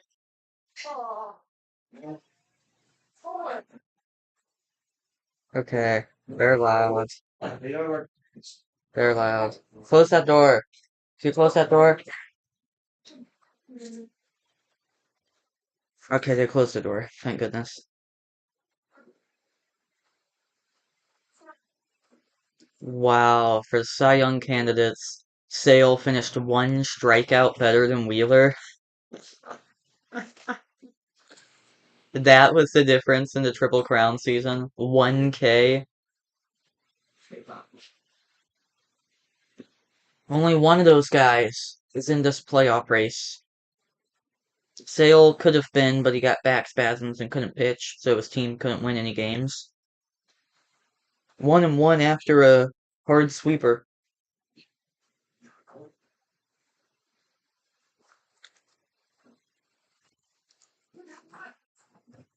Hi, Vanna. Phil Cooper wanted to come in. He was waiting at the. Okay, well, there's nothing Coco could do in here anyway. Because, oh, right in the wrist. That does not look comfortable.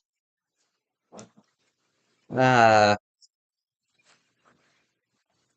that's not what anyone would have wanted to happen to one of your veteran players.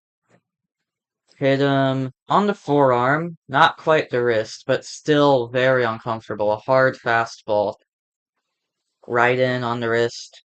Just drilled him. No signs of intention, of course. It's the playoffs. You can't be hitting people on purpose. Question is, will he stay in the game? Marte got hit the same spot 10 days ago. Wow. Wow. Yeah, maybe that's why he had such a reaction. He might still be recovering from something from that. He looks like he's trying to stay in the game. He might be able to stay in to run. We'll see if he comes out for defense in the bottom half. We don't we don't necessarily like it when people get hit like that.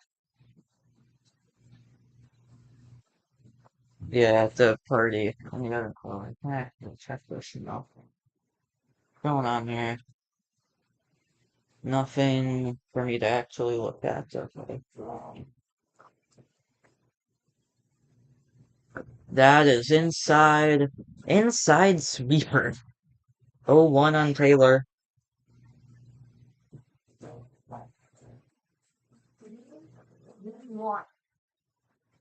They are so loud. There's like a single door blocking them.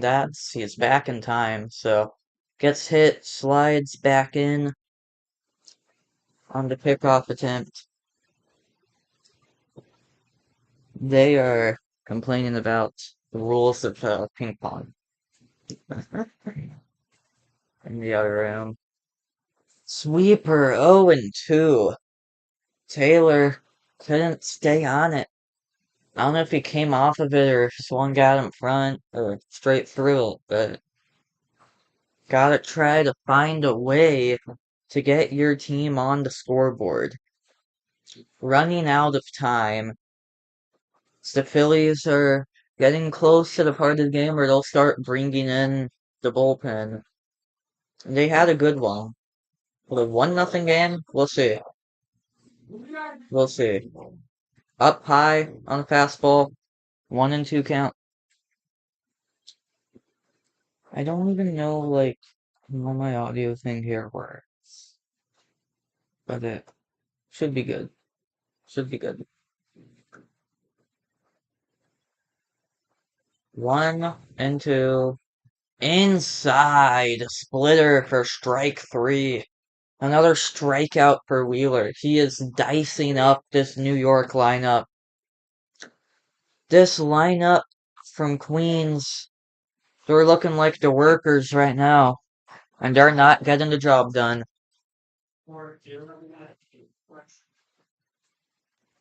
Yeah, I made a joke about types of bees.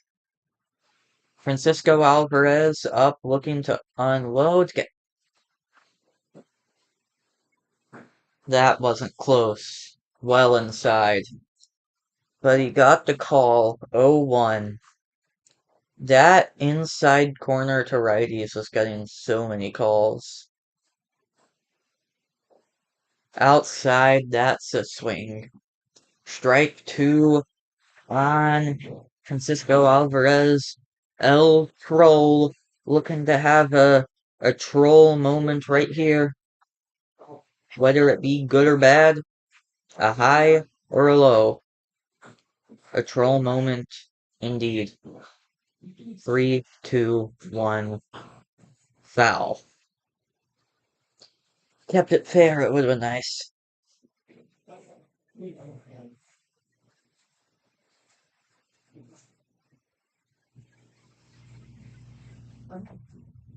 They're so loud in there. I feel like I can't talk loudly because I'll mess up the microphone. Down low, down low. 1-2 on Alvarez.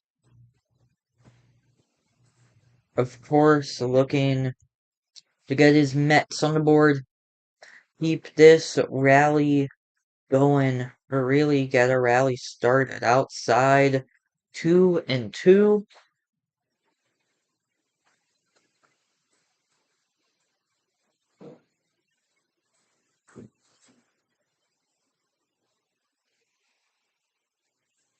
What's this?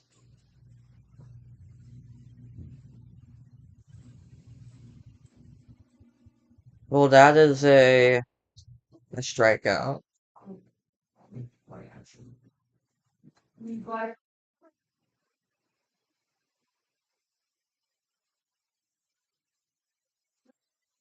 Clayton Kershaw is out for the postseason, so there will not be playoff Kershaw this year. And honestly, that might be a good thing for the Dodgers. But the question is, who will pitch? Because, I don't know.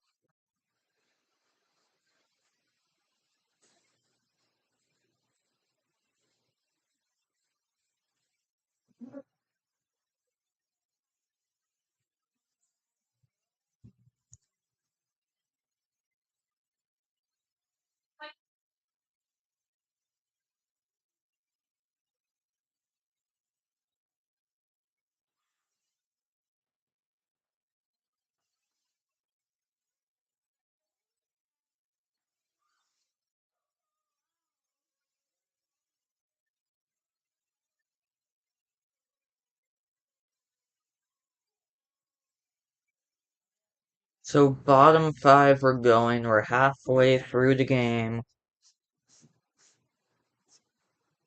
We are halfway through the Otani might pitch. Otani might pitch. That is true.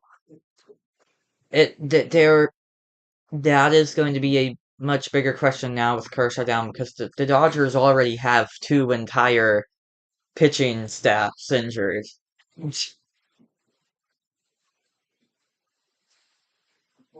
So who is going to pitch there?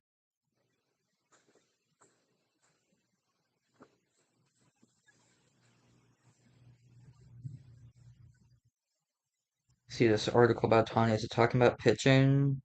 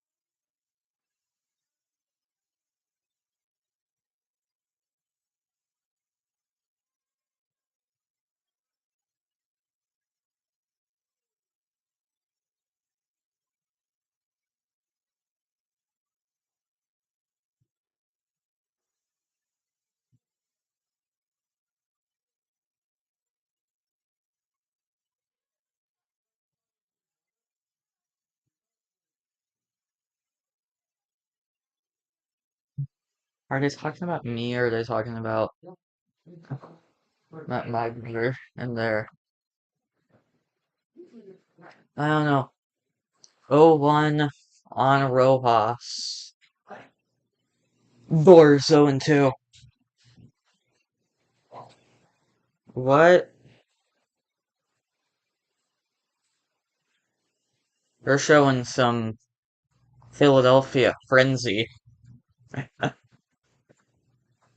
Oh, and 2 on Rojas up high fouled way.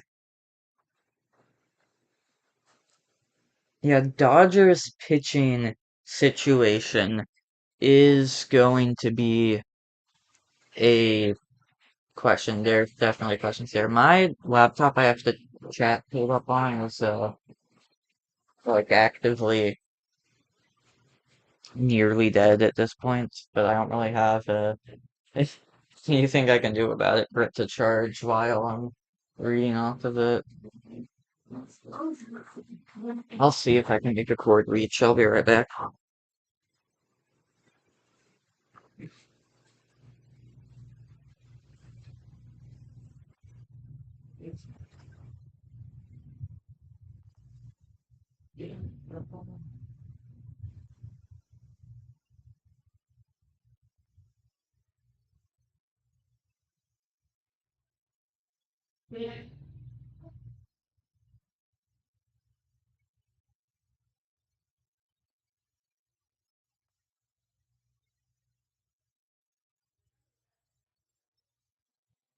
Oh, I did it. Got a charging cord.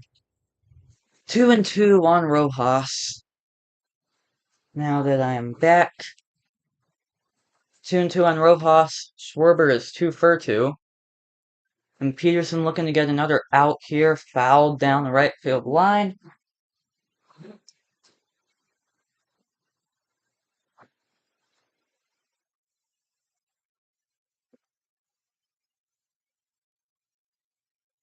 This has been a exciting game, a pitcher's duel between the three arms so far. Wheeler for the Phillies, Singa and Peterson for the Mets. Oh, shoot. Cord got unplugged already. 1 second here. It's so weird. And it's gonna be...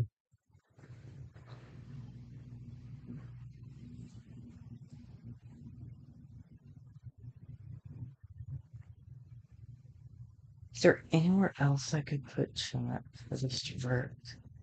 Can I fit you here? Mm, Yeah, it's gonna be a bit more lights on my face. Schwarber takes low 1-0 count.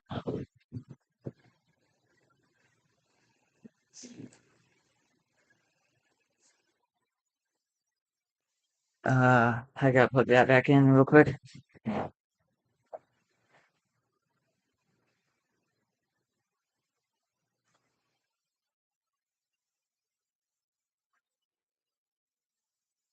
Why isn't it charging?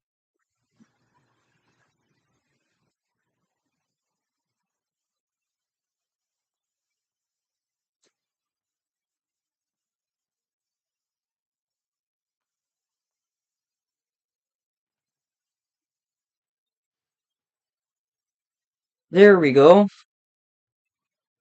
That is better. Okay, I'm back. I have chat. So now chat is here. There's nothing on my left. Except for my water, which I'm gonna move to my left. Another pickoff attempt, not in time. 2-1 on Schwarber, who is looking for his third hit of the night here in Game 1 of the Division Series.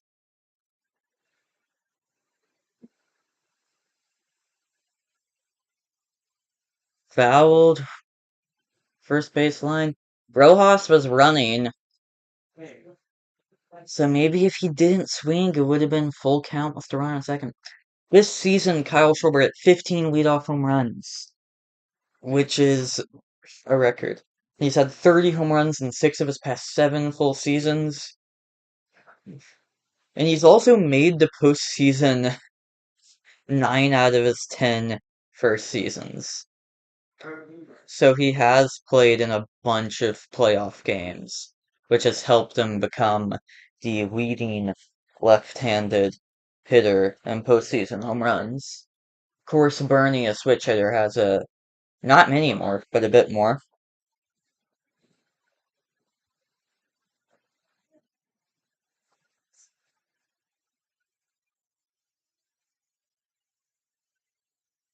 Rojas has taken steps up high, full count on Peterson. You really gotta throw something to swing at, because he's so patient, so disciplined at the dish.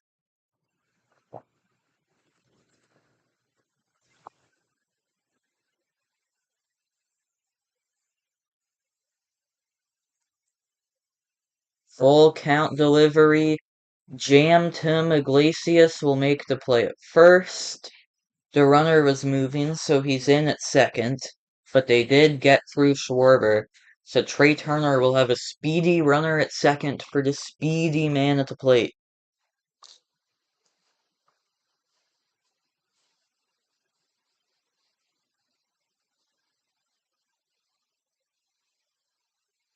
Oh, that was some firewood, too. Good job, David. Outside changeup, 0-1 is the count after the first pitch. Turner struck out earlier today, and he grounded into a fielder's choice. And during the regular season, of his 20 homers, only one of them came with runners in scoring position. Is that actually true? Can someone confirm that? I think that said one. 1-1 count on Turner. Philly offense looking for more, while the Mets are just trying to scratch across the tire. That's popped Alonso running all the way out, makes the play in foul territory. Rojas will not try for third. Alonso got that ball in a bit too quickly.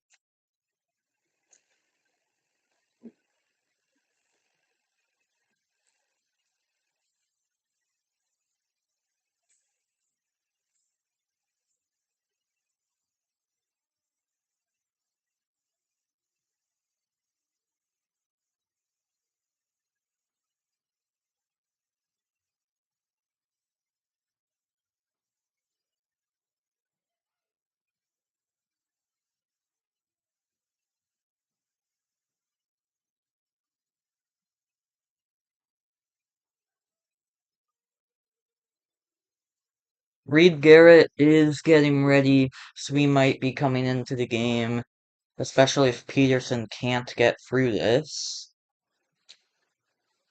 But it is going to be Bryce Harper with a runner at second and 2 away, chasing his first World Series in the regular season. Runners in scoring position, 330 average. 2 outs in runners scoring position, 340, and with the bases loaded, he hit 500. So it's a 1-0 count to Harper, who's walked both times. So they finally sat down Schwarber earlier in the inning. Will they do the same to Harper here? Or will Bryce get the last laugh and help his team add some insurance? Pickoff attempt at second. Pretty close, but say if you only have one challenge, I feel like you can't waste it here.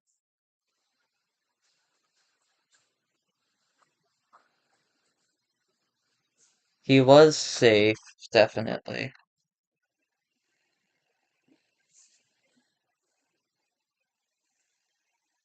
1-0 to Harper. Strike one on a curveball. Swung over the top of it. Swung through it.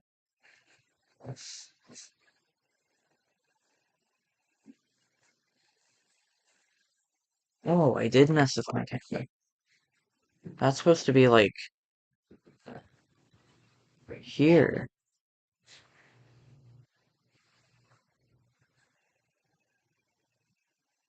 Yeah.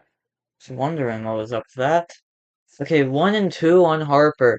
David Peterson's 50th pitch of the night is on its way to Bryce Harper. He is inevitable. Strike three. David Peterson sets him down. Still 1-0 through 5 here in Philadelphia. Or there in Philadelphia. I'm not there.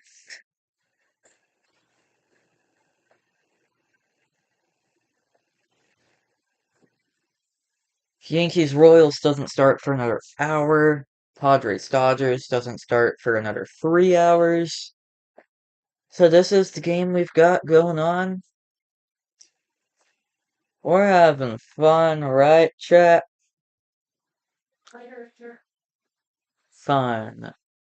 Wow, there's literally a party right there next to me. Did I do my daily pulse?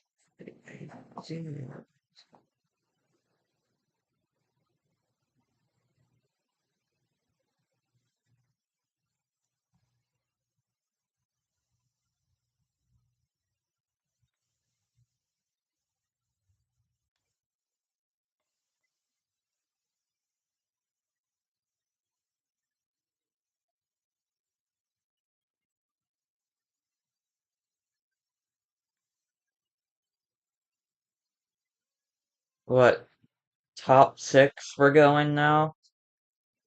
So through 5, it's 1-0. After the first batter of the Phillies game, nobody has scored. The Mets have been shut out through 5. Phillies have won through 5. But you could look at it as they had 1 through 0 thirds of an inning, and then 0 through 5 innings.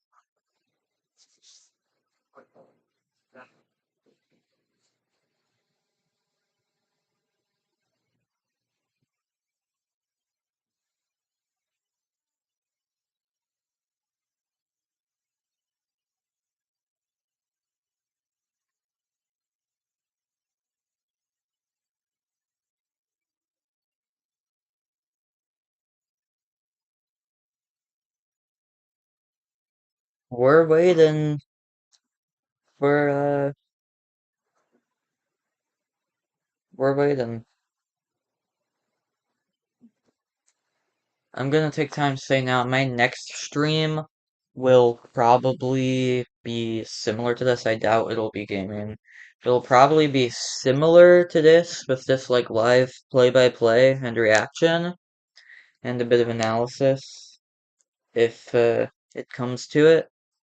But what I will also say is that I will try to have an actual overlay so it's not just one screen being my face cam as the 1-0 pitch, or the first pitch to Lindor is 1-0.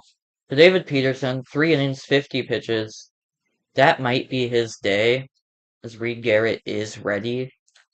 But Lindor and the top of the Mets lineup is looking to find a way to get their team in this game. Because they have nothing for Wheeler through 76 pitches now. But it's 3-0 on Lindor.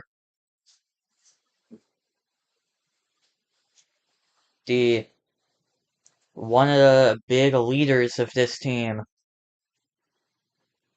takes 3-1 outside sinker.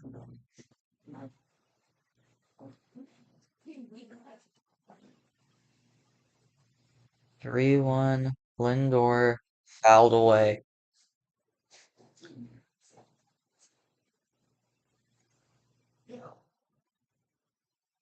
No one's in here. They're talking about who's in here. No one's in this room. We're not doing a live broadcast, are we? Totally not. Ball forward to Lindor outside. What if I just like open the door and stare at them for a bit? I'll do that during the next ad break. Because I don't even know who all's here. I don't know their names. Or I know their names, but not their faces.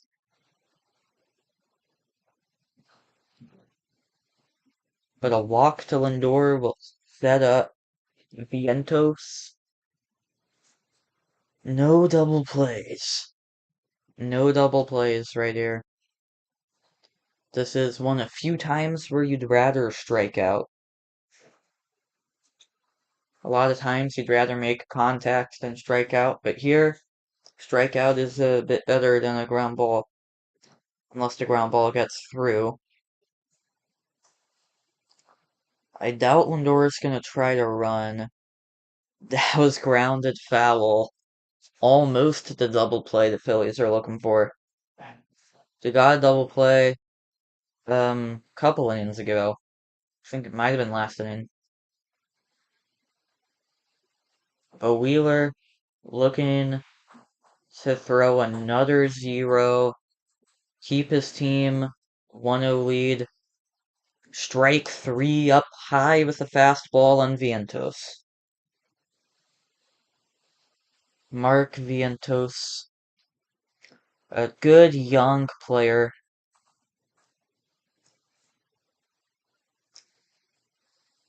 He's been the guy on the hot corner for the Mets this year.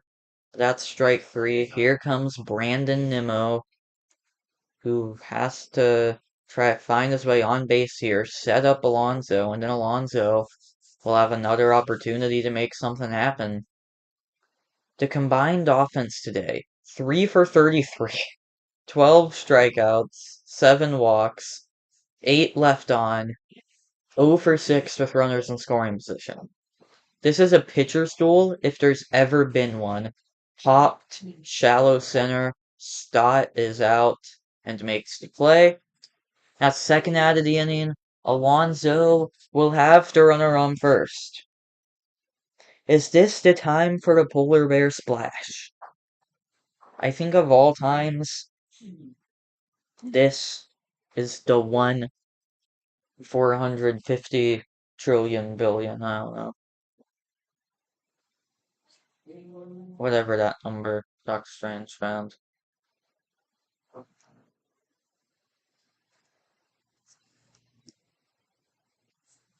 Kickoff attempt, not in time. 84 pitches for Wheeler. This maybe his last inning if we're worried about pitch count.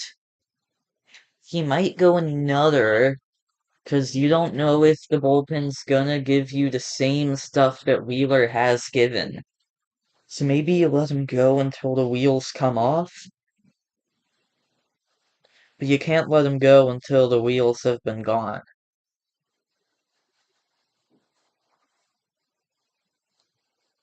But Alonso up high. What was up with Realmuto? He's like ready to throw the second. Did Lindor like fake him out with a fake attempt? Matt Strom is warming up, so he's probably coming in next inning. Sounds like the party is moving upstairs. But I can't tell. 2-1 on Alonso. Free agent after this year. Maybe his final games with the Mets. Maybe he'll sign back. Maybe he'll be a franchise legend. Or a franchise icon. He's already third in Mets home runs. Harried by that 2019 rookie season. 53 homers, still the rookie record.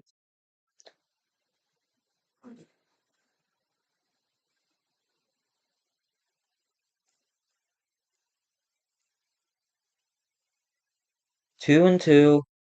Strike three. Inside split. Zach Wheeler pitching his heart out. No answers for Wheeler. These Mets have been decimated through 6 innings.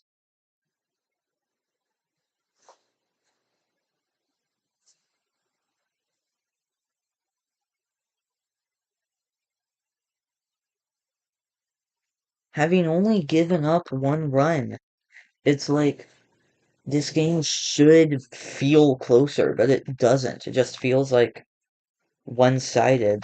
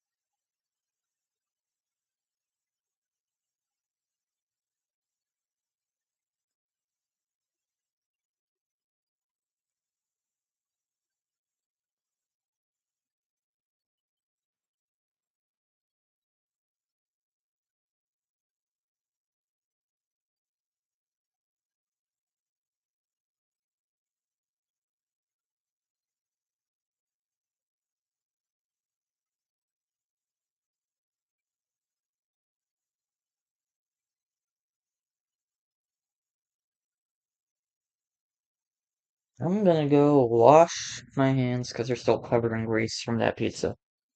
I'll be right back.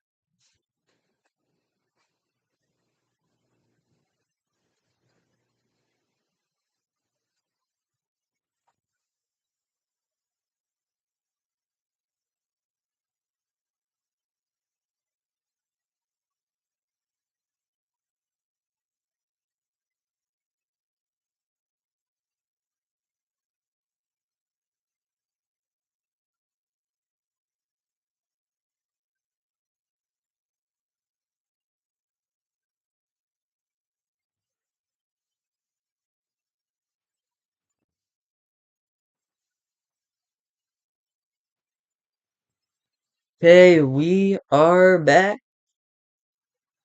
Get him ready for the bottom half of 6th inning.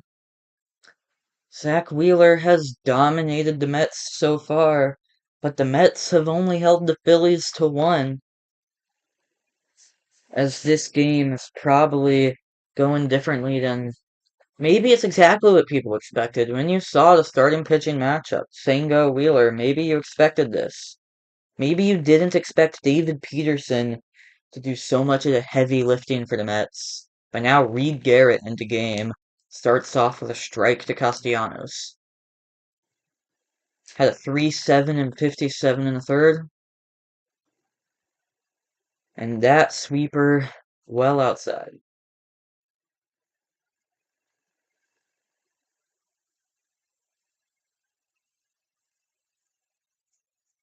Nick Castellanos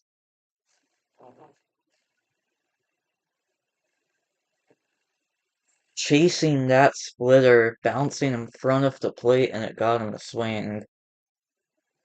That must be so diabolical. I need to see a frame. Not a frame, but a tunnel work for that, because I don't know how Castellanos swung at that.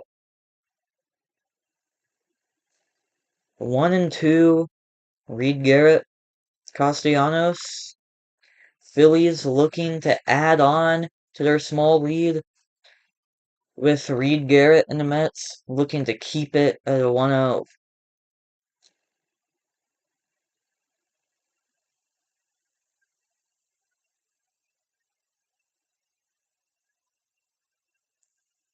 Down on a chase. That is a strikeout there.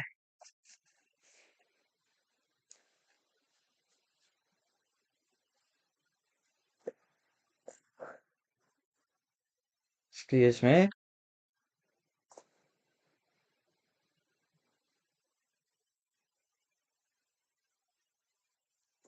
So it'll be Alec Bohm looking to get a rally started off Reed Garrett. Outside, cutter 1-0.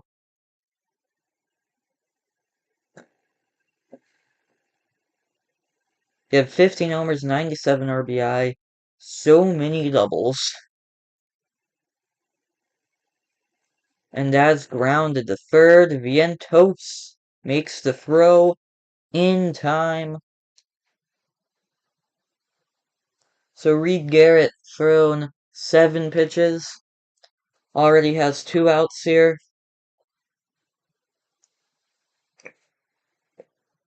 I believe Bryson Stott is at the dish now. I'm not sure, it might be Realmuto, but I think it's Stott.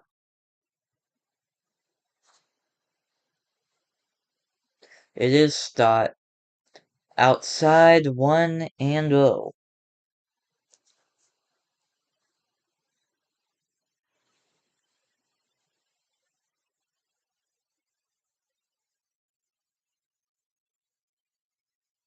Two and oh, hard sinker low. Reed Garrett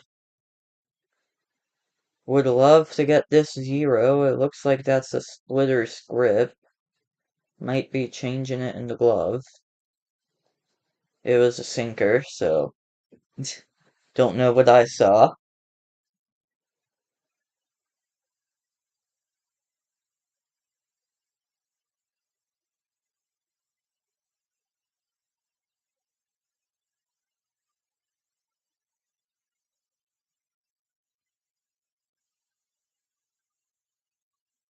Strike 2 on the hard sinker. 2-2 on Stott, who's 0 for 1 with a walk his last time up. We're waiting to see. Will Reed Garrett get through this inning without allowing a run? Or will the Phillies tack on to the score? Grounded weakly, Alvarez. Strong throw, got him. That was a good, tough play behind the dish. Made it look easy. So the Mets have 1 hit through 6. Top 7 we go. And the Phillies have 1 run.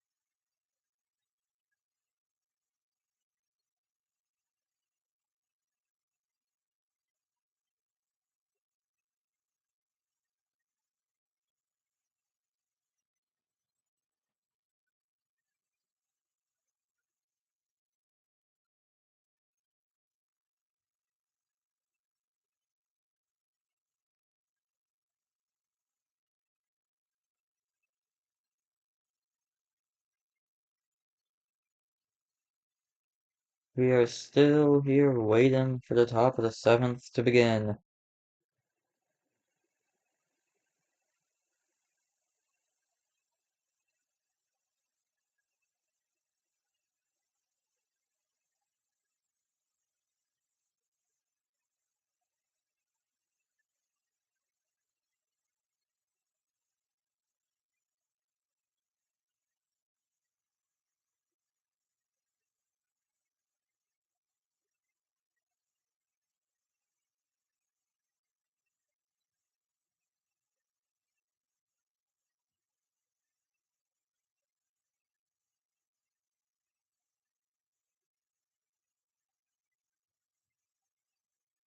Taking a look to the other games starting today.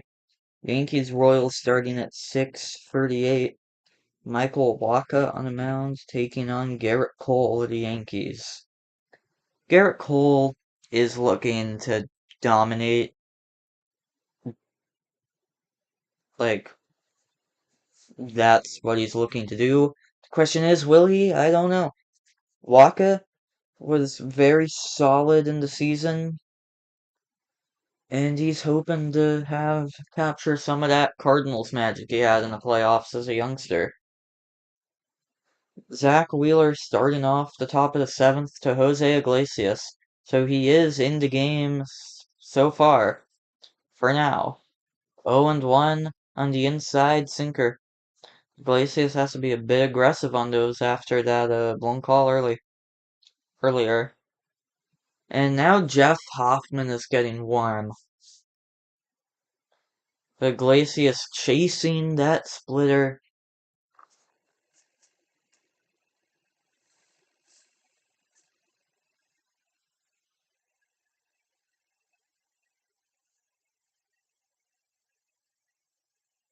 "26 whiffs for Zach Wheeler. That is a pitch tracking era Phillies record. Down low. Jose Iglesias is looking to spark some magic. This Mets team has been magic recently to get in with that Lindor home run, to stay alive and advance with that Alonso home run. Jose Iglesias is looking to start a rally here to tie this game up and maybe give his boys a lead.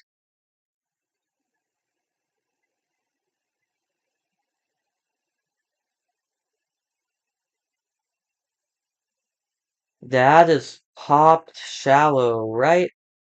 Bryson Stott makes the play.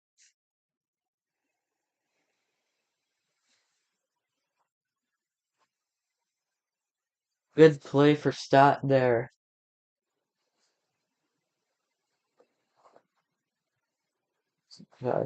And a good result for Wheeler.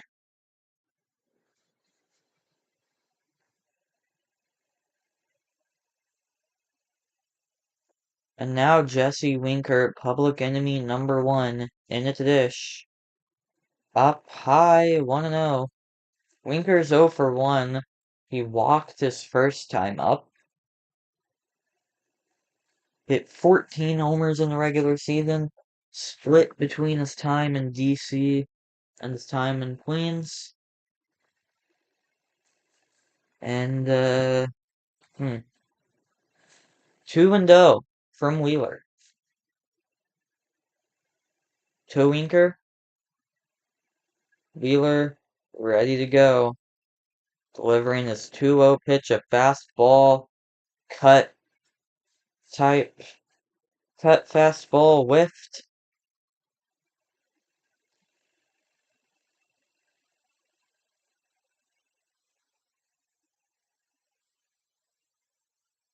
Who won? Winker up high, 3-1 count.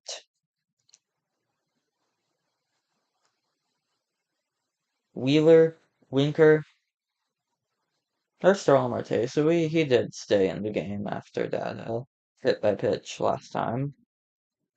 Inside, got a little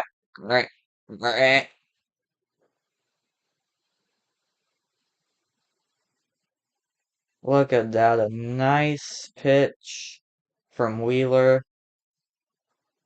Started coming in and came back over the plate. Full count to Jesse Winker from Zach Wheeler, the 100th pitch of the night. Payoff underway. Up high, it's ball four. Jesse Winker draws another walk.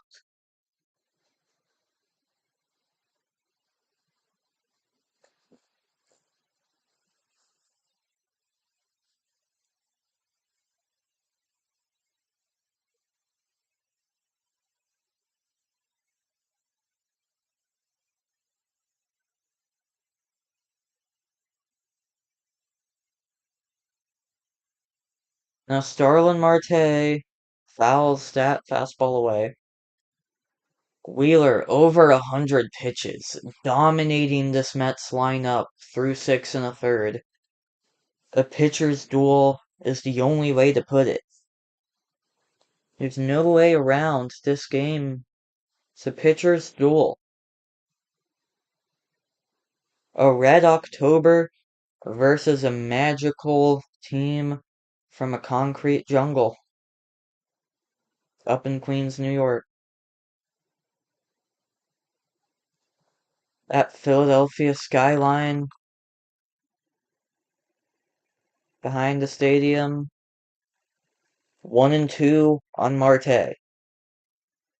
Zach Wheeler is looking to get through one last inning here to turn it over to a bullpen.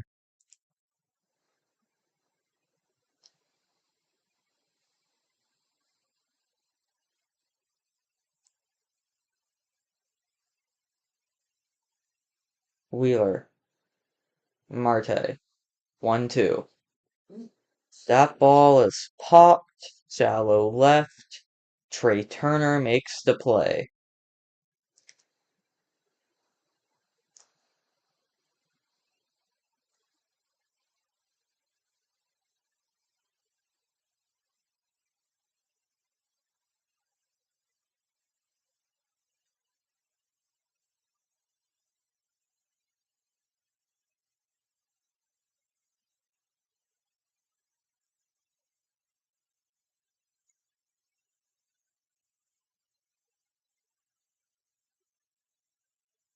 Tyrone Taylor takes the first pitch fastball. Wheeler still pumping that fastball up at 98. 100 pitches into the game, and he's still throwing that thing. Giving it his all. Outside corner gets the call. 0-2 on Tyrone Taylor. Wheeler. The Phillies fans are waving their towels. Just like this. Making wind. Did he go? He did not.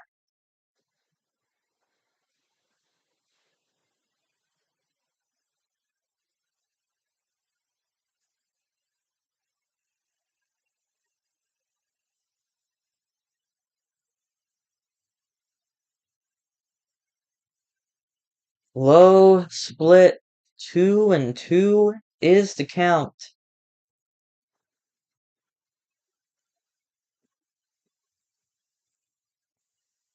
Will the Mets rally? Will the Phillies hold their stance? Low and away on a curve in the other box. It is full on Tyrone Taylor. The 110th pitch from Wheeler will be a payoff pitch in the full count. Looking to end this at-bat, end this inning. Fouled back. Taylor doesn't want to die. They say never say never. They say never say die. Pitch count by innings thrown, a good chunk of pitches this game. He's got 20 pitches in this inning.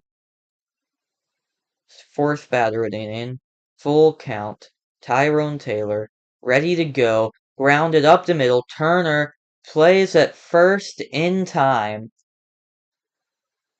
Zach Wheeler, 7 scoreless innings.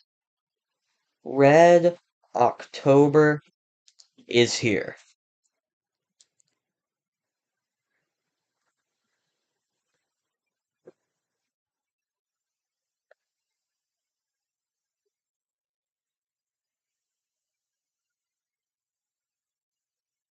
Wow, it is stretch time, so that is exactly what I'm gonna do now.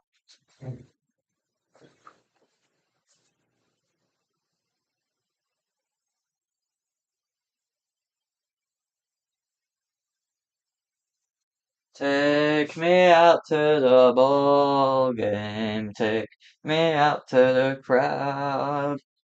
Buy me some peanuts and Cracker Jack. I don't care if I ever get back, so let's root for the gooder team. If they don't win, then they were worse. For it's 1, 2, 3 strikes, you're out of the old ball game.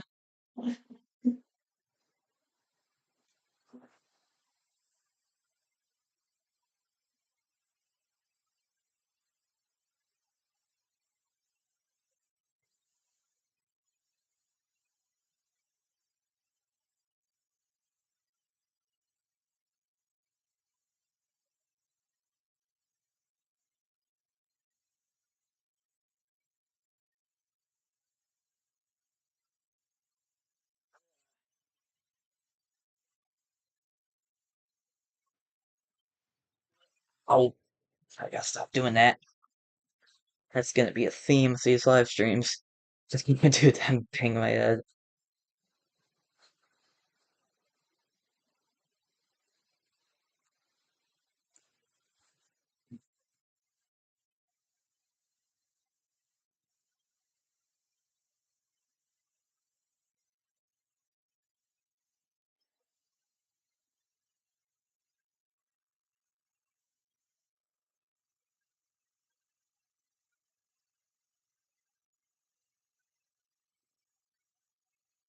Uh, you know the best way to get rid of your hiccups? You convince yourself that hiccups are fake and don't exist. Oh, someone died in there. Someone definitely died in there. That's definitely the sound I heard. I'm joking. Or am I? These ad breaks feel like my opponent goes to the pause timer in my regular videos. And it's like, why am I here? But bottom 7, we go. Ready to play in Philadelphia. As Wheeler has just diced, shut down this offense. 1 hit, 4 walks, 9 Ks in 7 innings.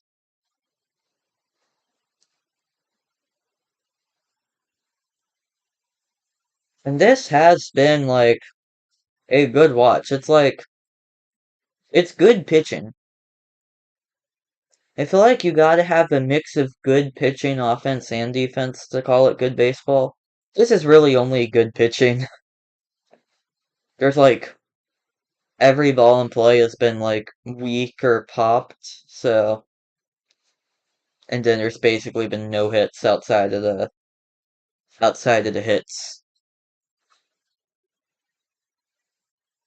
And I'm gonna give a thank you to everyone who has clicked on this broadcast at any point during it. Because right now, I don't even know if there's anyone watching, but I can see how many people have clicked on. And for a while, I did have a bit of an active chat. I mean, I didn't expect to have to scroll through a chat menu on my first stream. Especially a stream like this with no real overlay, no real experience. But Reed Garrett is staying in to face Real Muto. and a 0-0 count.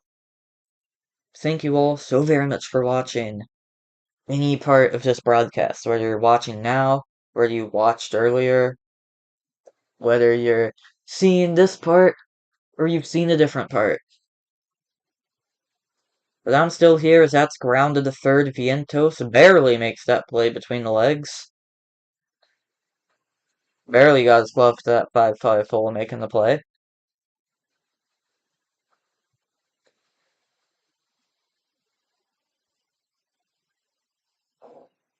Muto has grounded out to start the inning. As Reed Garrett is Reed. That shouldn't be peaking my microphone.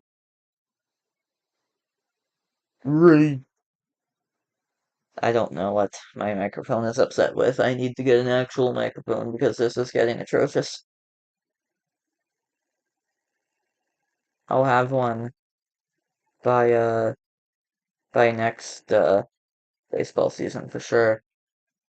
I won't have one for the end of the playoffs. So I'll make sure I do this for big games in the CS.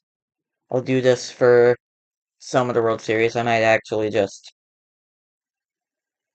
maybe I'll get more people involved. Maybe. Maybe I'll turn this into a multi-person stream.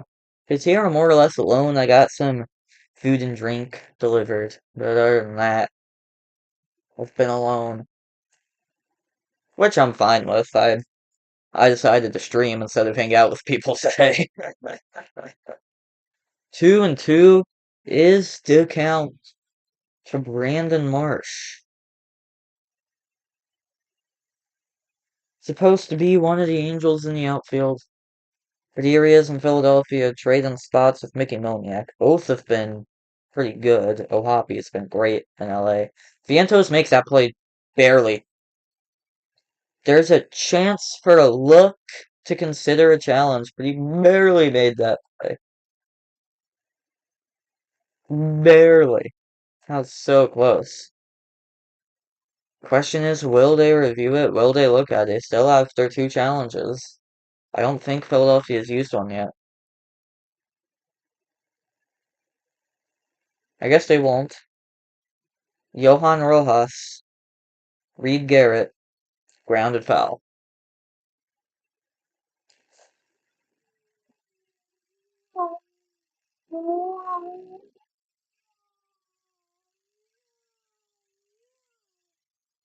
I don't even know if my mic picked that up.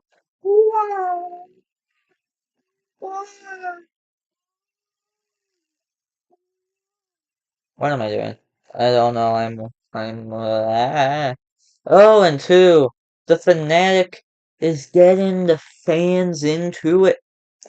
0-2. Rojas. Reed Garrett. Phillies looking for more. Reed Garrett looking for a second strong inning. My bad. 1-2. 2 outs here. 2 strikes, 2 outs, nobody on. Here in the 7th inning of Game 1 in a 5-game set.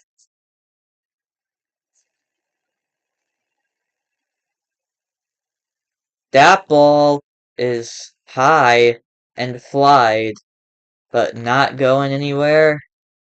Nimmo has it, makes the play.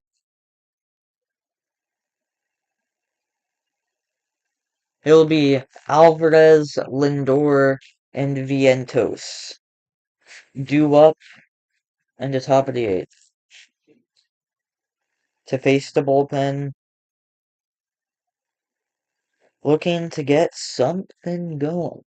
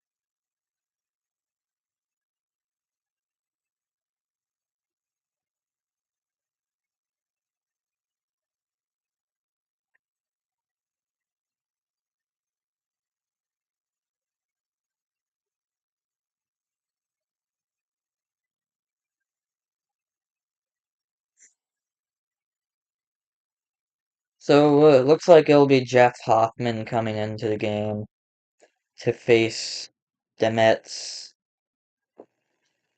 as the Phillies are looking to get the second shutout victory of the day.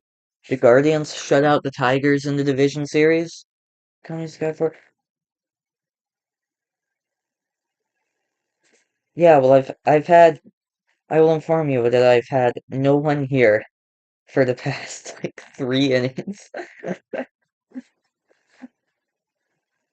My my one concurrent viewer has just been my chat box.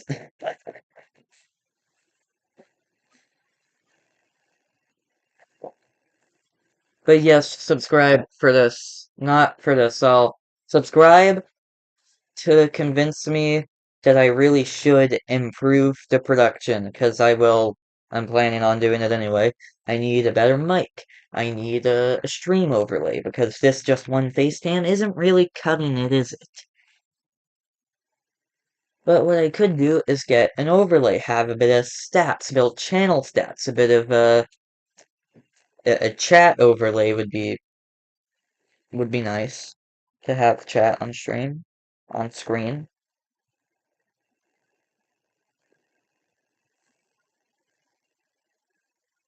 But we'll see. Jeff Hoffman in the game, Francisco Alvarez, strike one.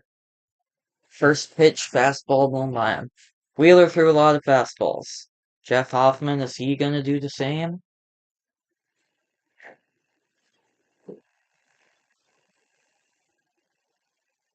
Lined past Turner. I don't know why my mic was upset there. Dude, I'm barely making any noise. And it's so upset. Like, if this is my regular talking and it's peaked, that's really upsetting. Because when I'm doing this, it's like insane. But anyways, that was a hit. Bader is in to run for the young catcher.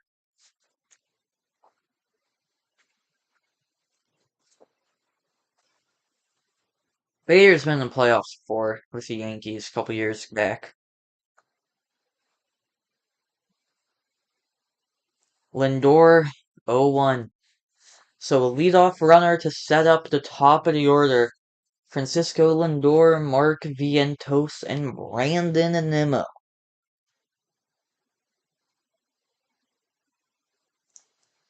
So here's Lindor. Looking to deliver again. 0-2. Slider, middle. That is not a pitch you can afford missing in this spot. That's the one you have to hit.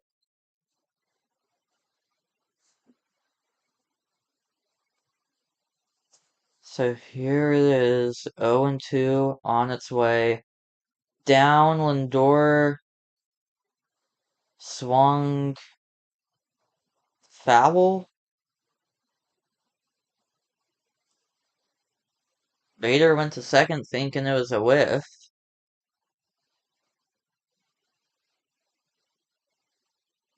I too thought it was a whiff, but called it a foul.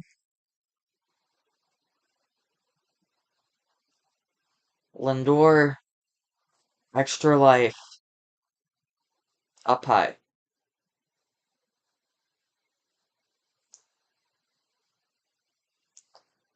Mets are looking to make this comeback. A magic team, magical team to make it this far into the season. The Phillies were dominant from opening day till this point right now.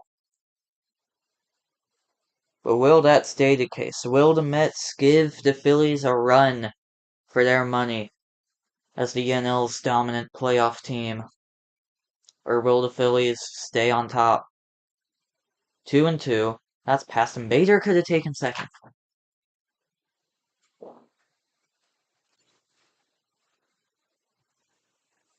Or someone would have yelled at Romeo to get the ball and fire it if he had gone, but probably would have been safe.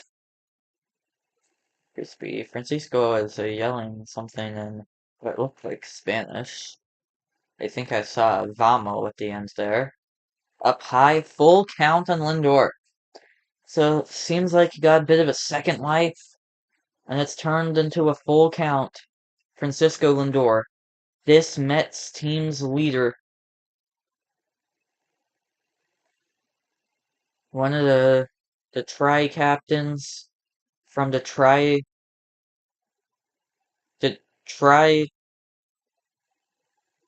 uh, the, wait, isn't it called the tri-state?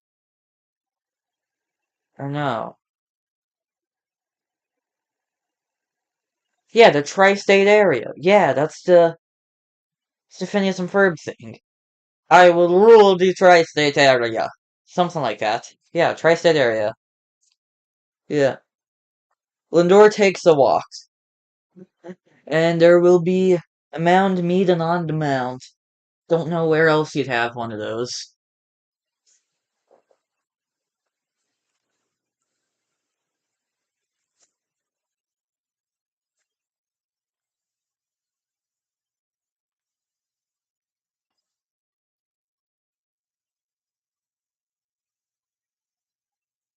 Eh. Matt Strom warming, Vientos at the dish, Nimmo on deck. So, I'm sure they're planning on going to Strom for the lefty regardless. But with a base runner, you kinda have to. Then there's a lefty for Alonso, but is that even a bad thing? I don't know. I don't know.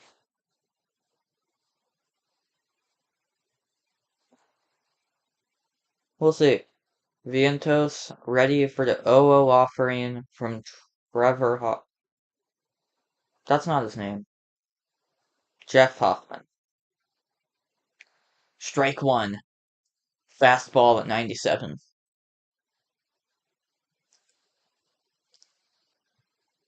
Have I been calling him Trevor this whole time? I think I've been calling him Jeff. I'm not even sure. It looks like the Phillies blue hats are having an issue with the blue on the advertisement screen. That's sort of weird. If you're watching the broadcast, you sort of see that glitching out. But it's 0-2 after two fastballs. Vientos took both of them. That one was definitely hittable. Just stick with it, take it the other way, and we have a tie game. But Vientos, guess it wasn't what he wanted. Must be cheating something off speed. Outside, 1-2. On mark, Vientos.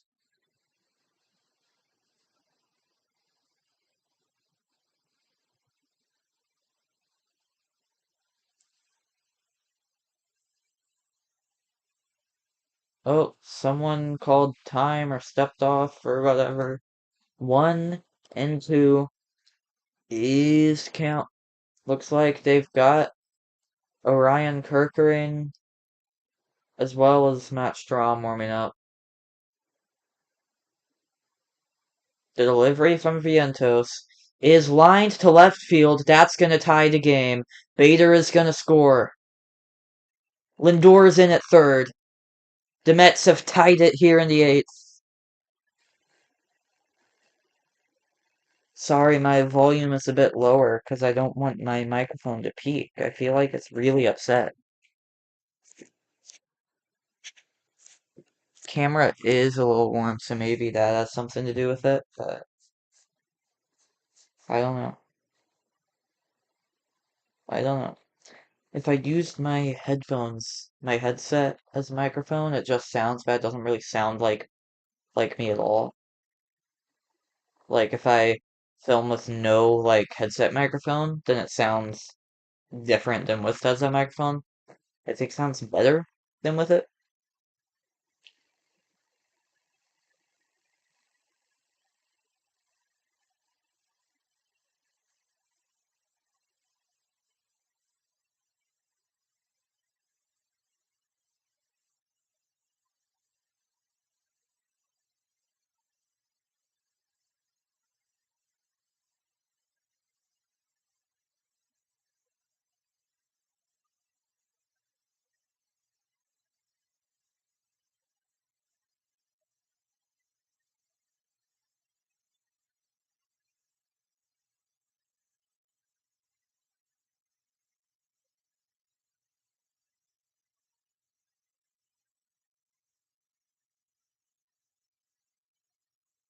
So there is a pitching change after the Mets tied it up. I don't know if it'll be Strom or Kirkman. It will probably be Strom to face the lefty, Brandon Nimmo. But the Mets, all it took was Zach Wheeler getting pulled, and the Mets are right back in it. We're tied at 1 in the top of the 8th.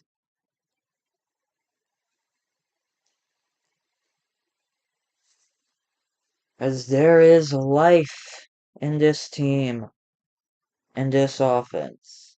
And why is it taking so long for the pitcher to get ready? I feel like the pitcher should be ready by now.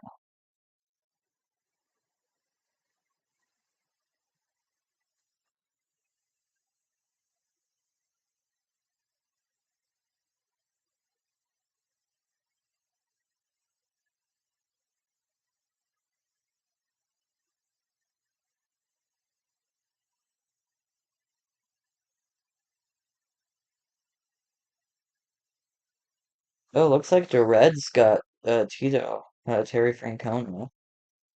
Is that his nickname? I'm not sure.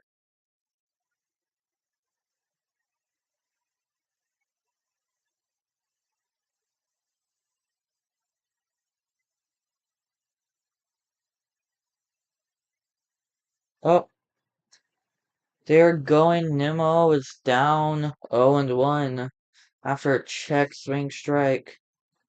Matt Strom has allowed a third of inherited runners to score this season. And with 2 in scoring position, no one out. This isn't looking good for him, but he's the guy the Phillies called upon to get through it. Nimmo fouled away. For a second, I thought he'd have had that in the left field. Would have scored 1 more, if not 2. Lindor will score on mostly any fly ball. Vientos would probably advance as long as it's not to left. And Nimmo here, looking to just get on base or get those runners in. That's through the hole! Lindor scores. Vientos is held up, and Nimmo's at first base was an RBI hit. The Mets have the lead here in the 8th inning. Oh my god. Here's my Mets fake rally towel. It's a jacket. It's a jacket. Subscribe so you too can have a jacket. Subscribe so you too can have a jacket.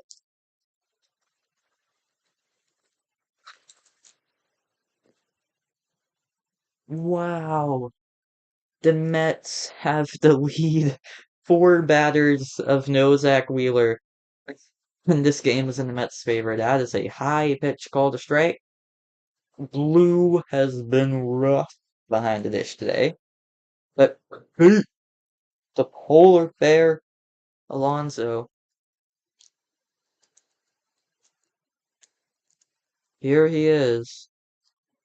Fouled straight back. Just missed it.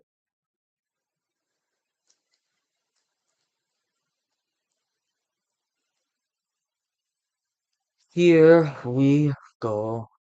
Pete Alonso.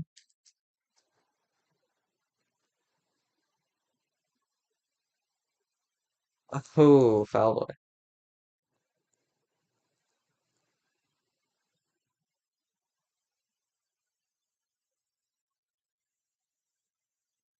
Oh my god.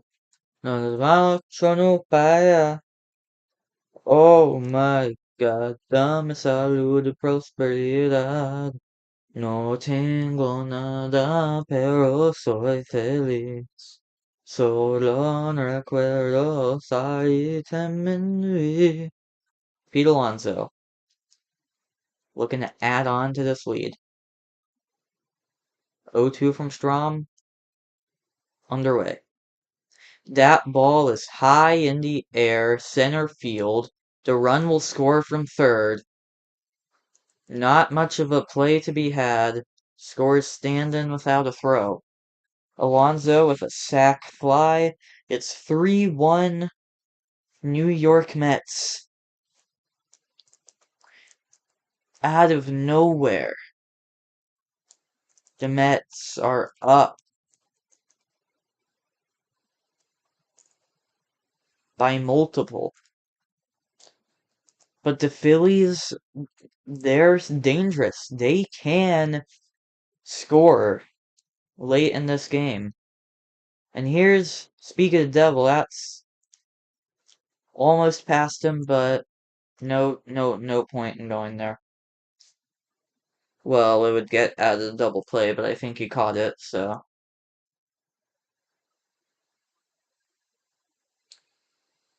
Jose Iglesias. Oh, that is rough. I don't think he liked that call.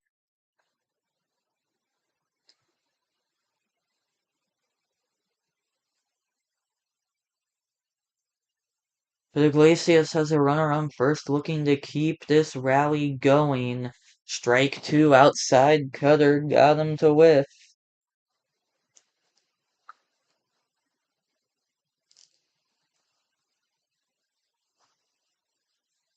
The Phillies really have gotten so many whiffs this game.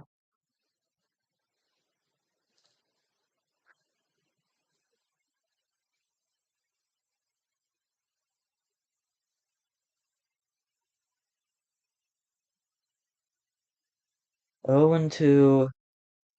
Maytone warming up for New York. I don't trust him.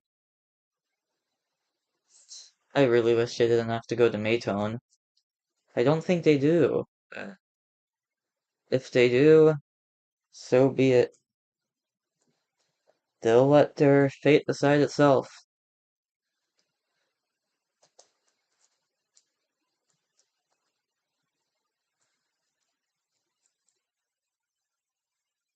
Is Iglesias in an 0-2 against Strom? Another delivery, fouled away again. Strom is from 12 pitches here.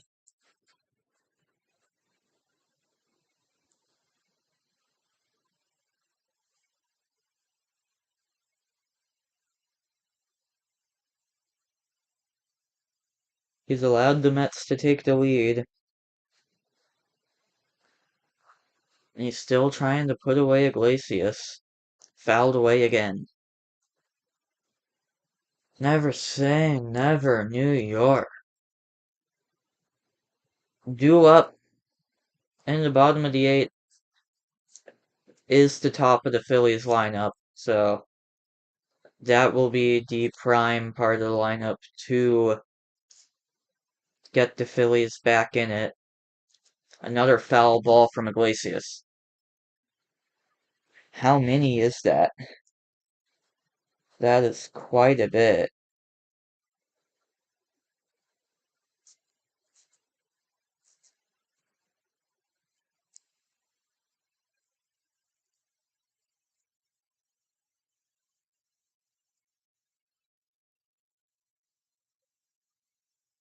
Fouled away again. This at-bat doesn't want to end. Jose Iglesias. Oh my goodness. Oh my god, one would say. Many would say.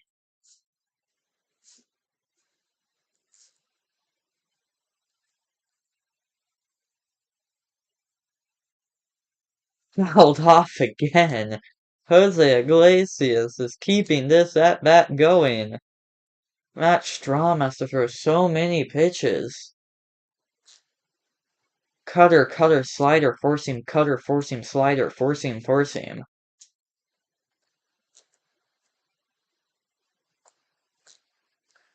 Now Strom ready to deliver again. What will it be? Force him, slider, cutter? That's a base hit for Iglesias. All those foul balls only for a hit up the middle. Jose Iglesias keeps his hot season going.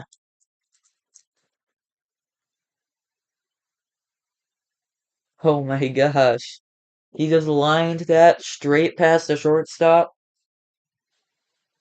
Yeah, didn't even, it landed into dirt, just couldn't get there.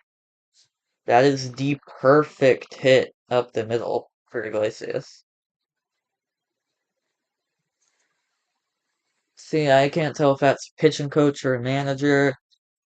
Kirkerine is ready to go.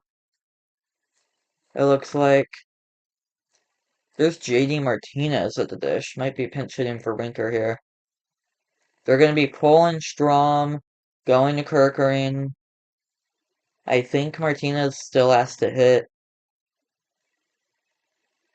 This game has gotten wild in the Mets' favor all of a sudden. What the heck?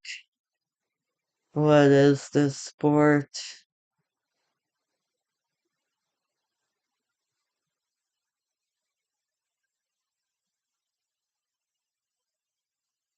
Oh, yes.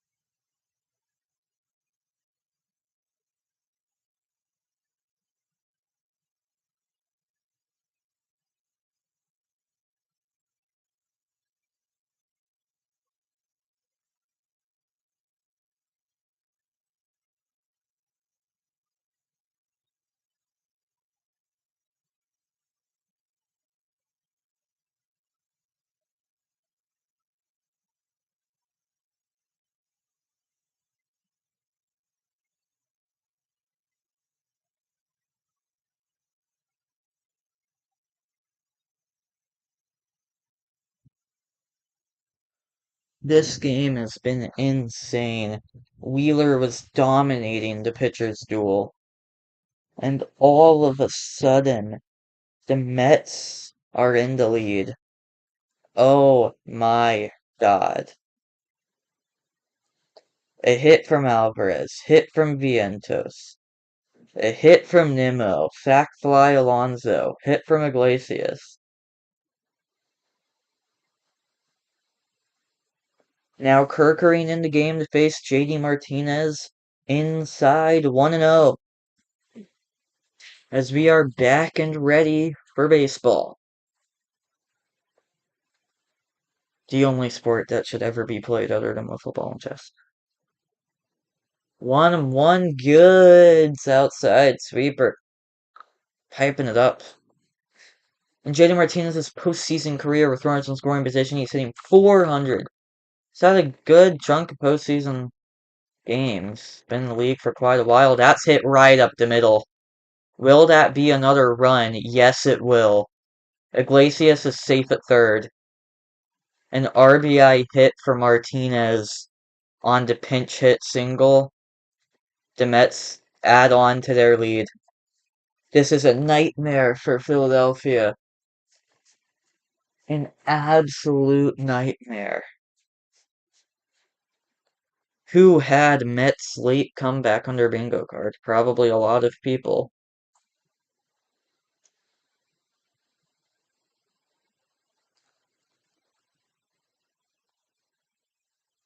Yankees Royals has started. Garrett Cole threw a clean top half. Waka starting Torres in the bottom half. I will not be covering that game out of time. I have to do some homework, some history work. And then I'll probably socialize. Not that I haven't been. I've had a chat for quite a while. Not recently, though. Chat's been gone for a bit. Not that I care. I'm doing this because it's fun. That is gonna be another sac fly at worst. Rojas catches another fly ball for a sac fly. Starlin Marte drives in the fifth Metropolitan run of the inning. Wow. Most 4-run innings this season, including the playoffs. The Mets with 56. Dodgers 51. D-backs, Astros, and Padres all tied at 48. Now Tyrone Taylor is in with 2 outs. Kerkering looking to just get through this inning. Stop the bleeding. Make it stop. Make it stop. Taylor popped up. Foul Real Muto. He's got it. The inning is over. Phillies fans can wave their flag a bit, and then they'll chuck it on the field.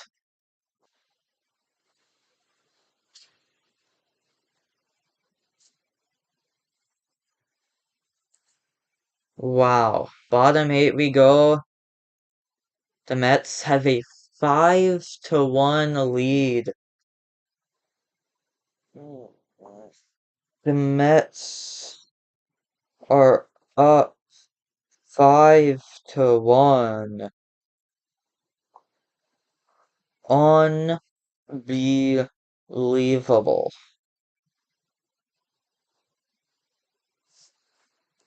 Who'd have seen it coming?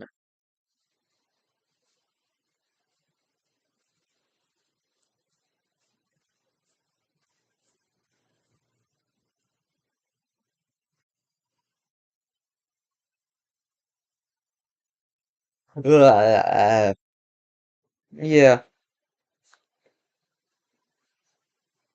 Wanna know something crazy?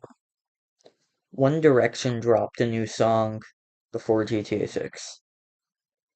That's wild.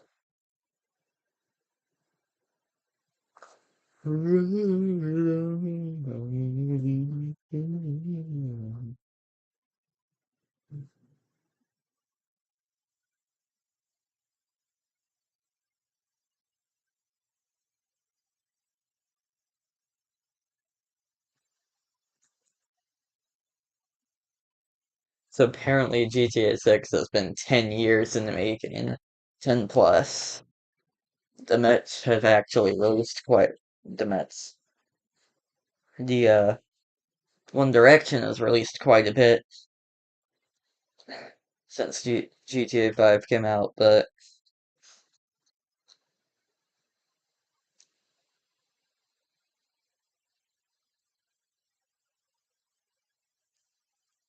stadium's down the ad. I couldn't tell what stadium. Maybe it was the London Stadium? I don't know. I'll have to try to do this for those, like, out of, did the Dodgers and Cubs start the year in Japan next year? I think they do. I don't know if I'll be able to stream opening day.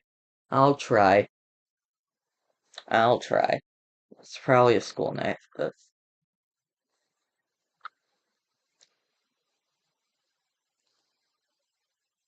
but the Mets are up a lot. Do you believe? Mets, Mets, Mets. Mets, Mets, Mets. Schwarber leading off 1-0.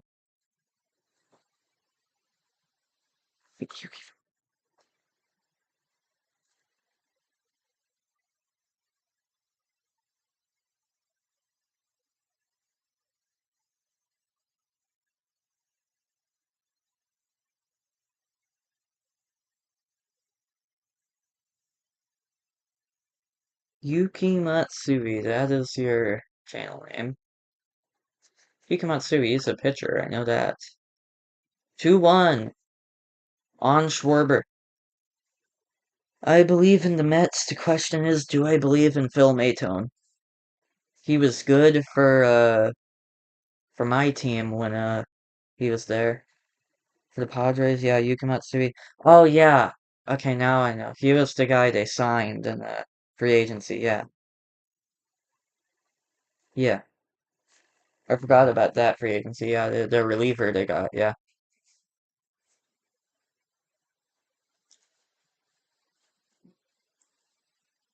2-2 on Schwarber. Fouled back. What? If you want to be put live, I'm live. I'm live.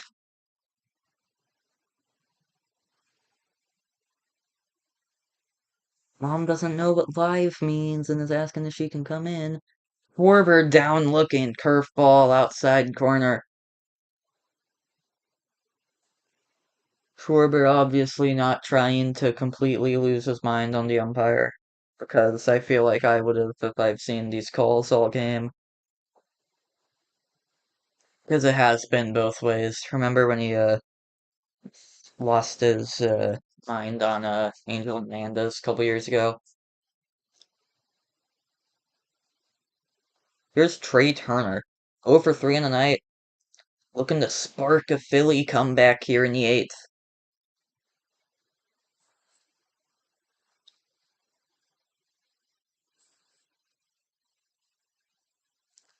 1-1, good sweeper from Maytone. Number 88 in the back end of the bullpen.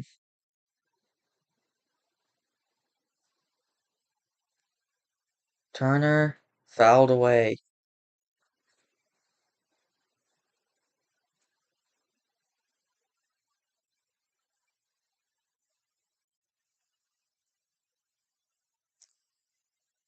What does Trey have in store for this at bat?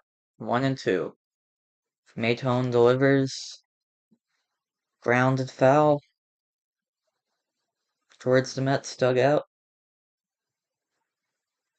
Schwarber may have started this game off with a bang, but Wheeler got pulled after 7 innings, 110 pitches.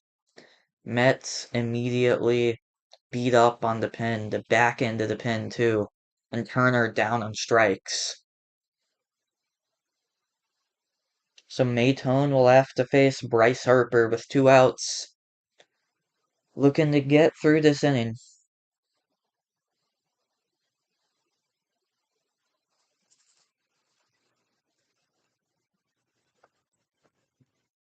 I don't even know why I do that with my hands. It hurts and it's not.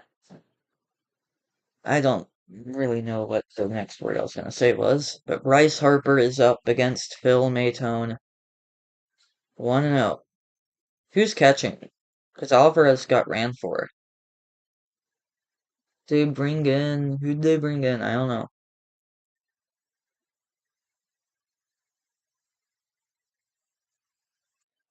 Hard hit foul. 1-1.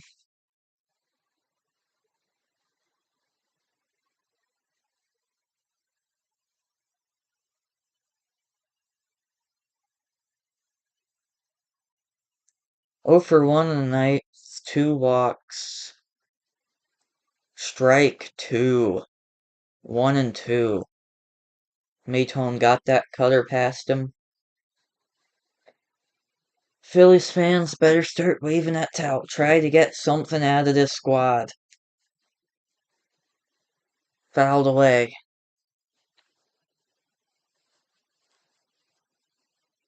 It's Bryce Harper looking for that first World Series ring. Has to get there. Can't get there. His team doesn't deliver. His team doesn't perform. And he's part of that team. 2-2 count after the outside breaker is taken.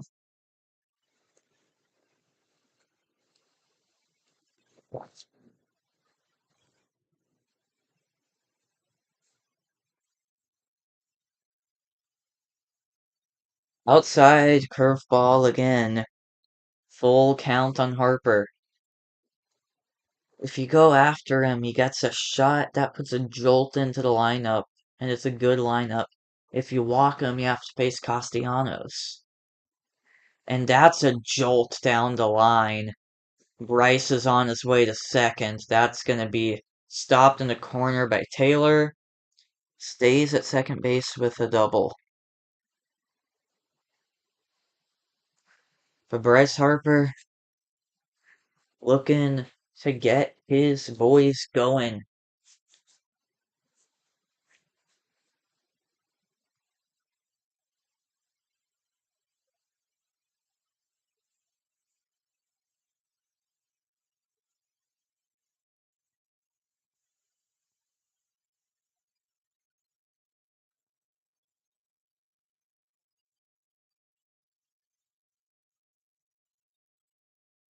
Here's Castellanos. 2 outs, Maytone. Grounded past the shortstop. Harper's gonna hold. No point in trying to score. Nimmo fires it home anyway.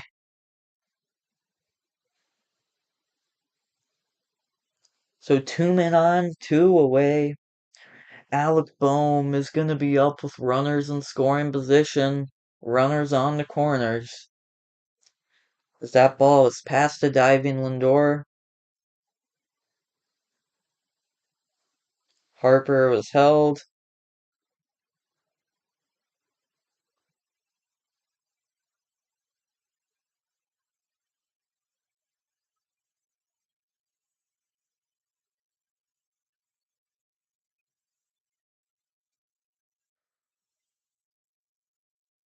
Alec Boehm at the dish. Ryan Stanek warming up. I guess no Edwin available. Must have thrown too much in that stretch to get them here. And now they're here, they'll have to perform without him. Out of the pen. So Maytone really needs to lock it in for one more batter. One more good batter at a Maytone, and that might be the ice on the cake. Icing on the cake.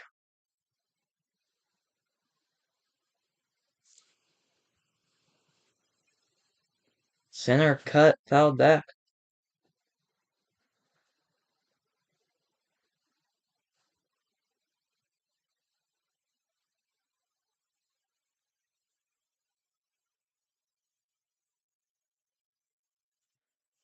Center cut, swung and missed. 0-2.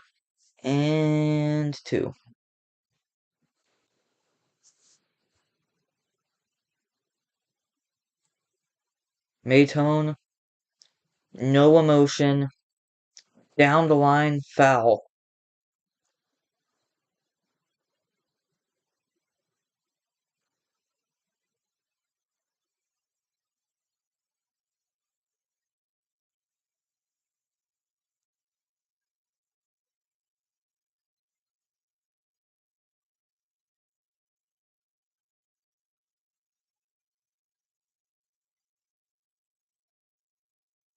Up, high, fouled away. Okay. Boom, Maytone. The Phillies faithful on their feet. Same with the kids from the Apple. Did he go? He held according to the first base umpire. Can we get a replay? I want another look. The rally hats are on at the park.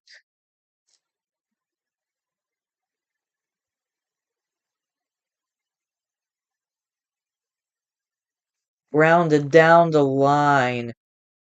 Tough play is made. Acuna's at second. Who was at third? I don't know if that was Vientos or Iglesias. Iglesias at third. That was a great play. The Mets get through the inning. The magical Mets are up 5-1. And I have to use the restroom, so I will be right back before we get to the top of the ninth.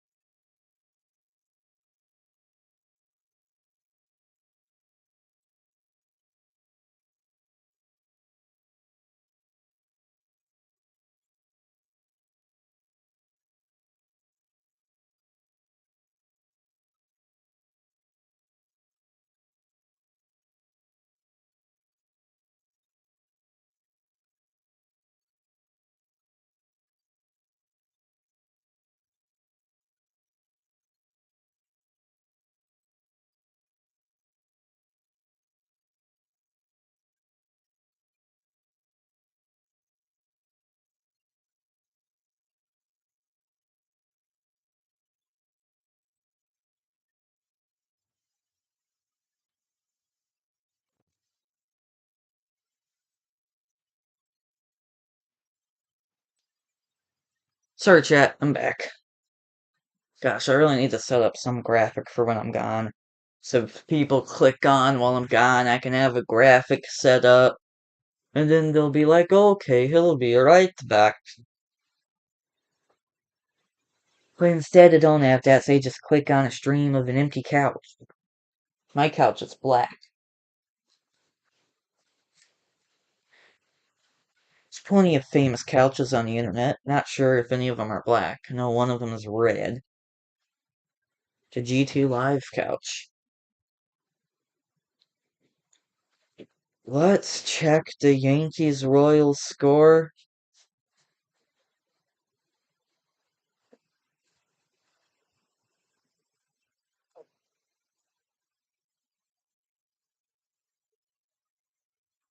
The Royals are up 1-0. Who got the big swing?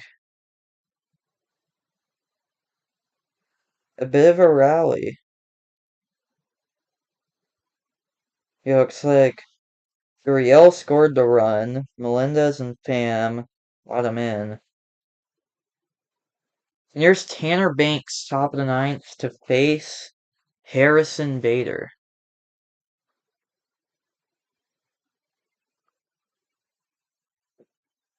So Bader obviously stayed in for defense in the outfield. I assume over Martinez. Or no, Martinez was the DH. Came in for the DH. So Bader went to the outfield over Taylor, I guess. And then someone obviously came in for Taylor to play defense behind the dish. And Bader lines a hit into center field. The Mets are picking up right where they left off. This team is hitting. From a 5-run eighth, a leadoff hit here in the ninth.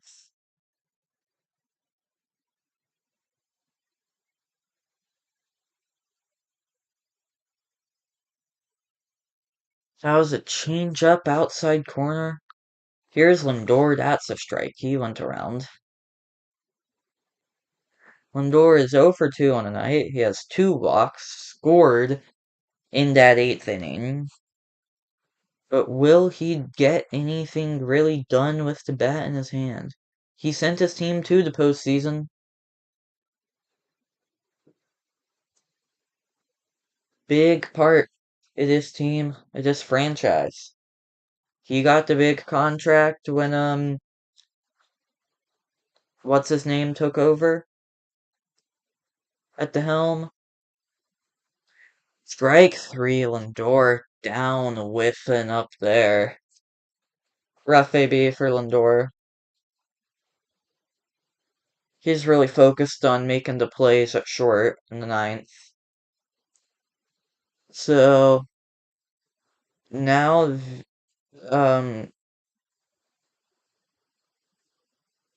Acuna is up over Vientos because Vientos came out defensively. So Acuna, Luis Angel Acuna, is up. He OPS 960 during a short big league sample size. His brother was injured for most of the year. His brother's team got eliminated by the Padres. His team advanced, and he is looking to succeed not just for himself, but for his family. Although there's no way as actually, if Ronald had to pick a team to cheer for, he would pick the Mets, right? He would cheer for his brother, not his rival. They're both his rivals, but you know what I mean, right? You know what I'm getting at. He would definitely cheer for the Mets. Up high, 1 and 2.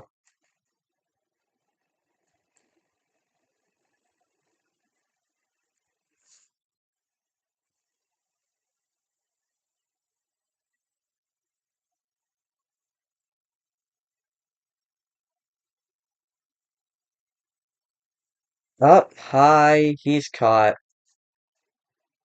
What? Did he drop the ball?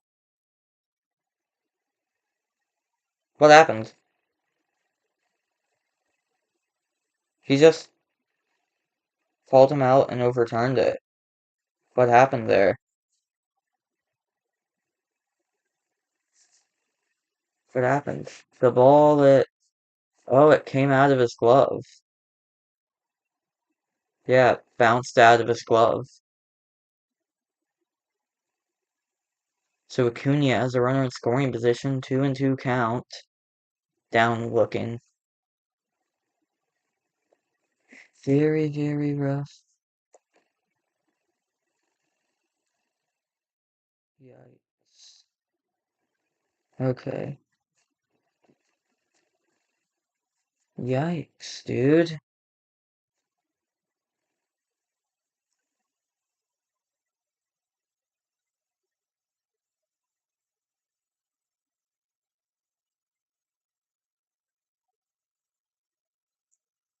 One zero.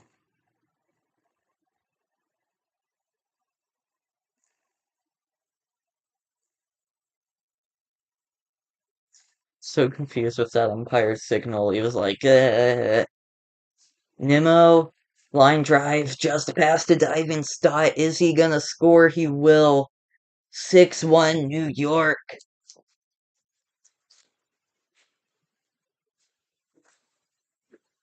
The Mets are beating up on the bullpen.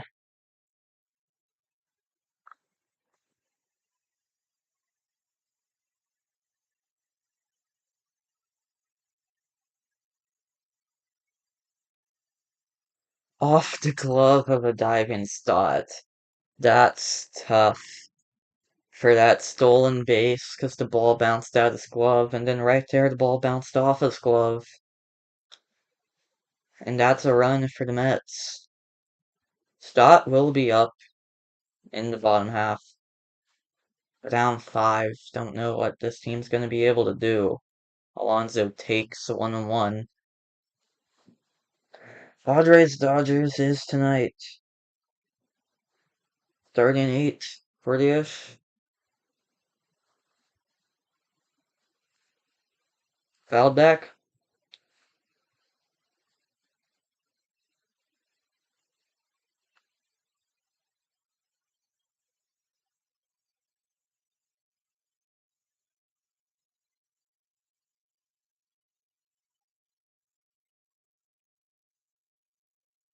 Fouled back again.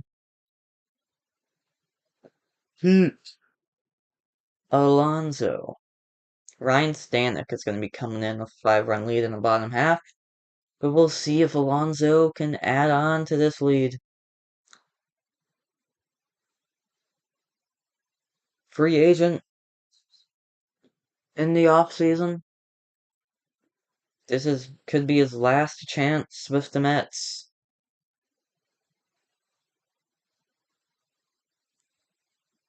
Popped up and out of play.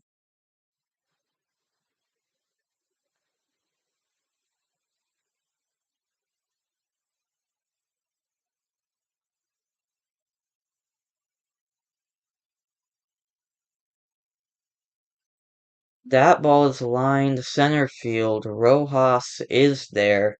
Bottom 9 we go. It'll be Ryan Stanek to enter the game.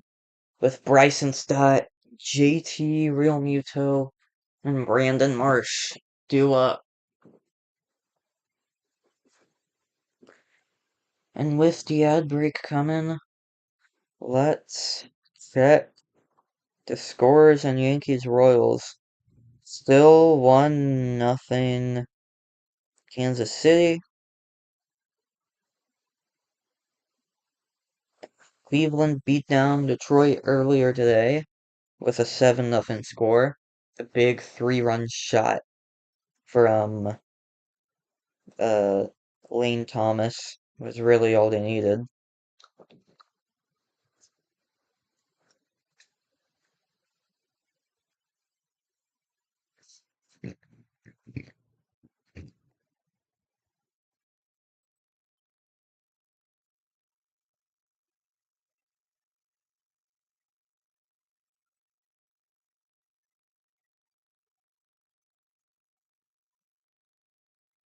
Oh my god. Bottom nine, Ryan Stanek. Mets, Phillies, game one. If the Mets winning one game in Philadelphia on the road is really more than expected. I think it was the expectation for the Phillies to win both at home and then probably win it on the road. But it is game one is not looking promising so far for Philadelphia. It's 5-1. The Phillies haven't scored since the first batter, and the Mets put up 6-1, I think, actually. 6-1. The Mets put up 6 in the final two. After nobody scored for the Mets. They had one hit through however many innings.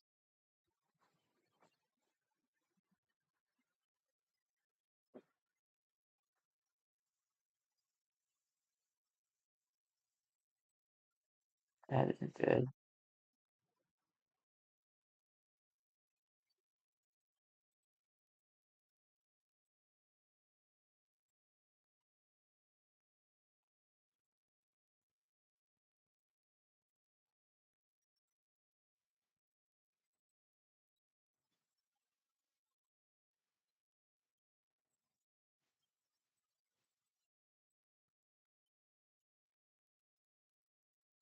What is going to happen? Bryce Harper is watching, as are the rest of everyone in Philadelphia and in New York and Queens. 0-1 on Stott from Stanek.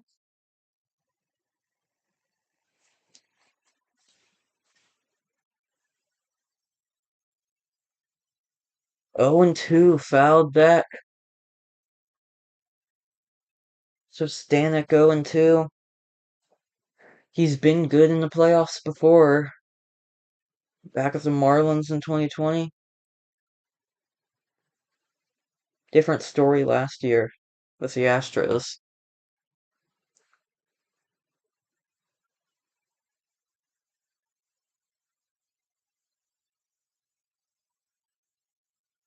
But we'll see. Up high, 2-2. Rice and Stott, 2-2. Ryan Stanek. Pitch is on its way. Strike 3. 1 out. Here on the bottom of the ninth.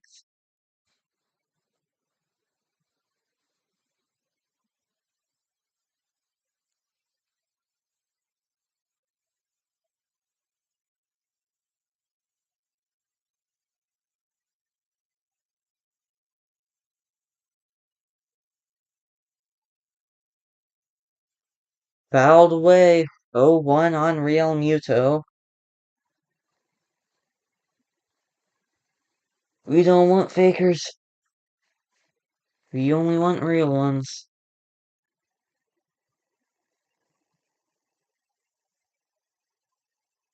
Strike 2 called. Stanek. This Mets team looking to take game one in Philadelphia of this National League Division Series, a best of 5. Slider 1-2.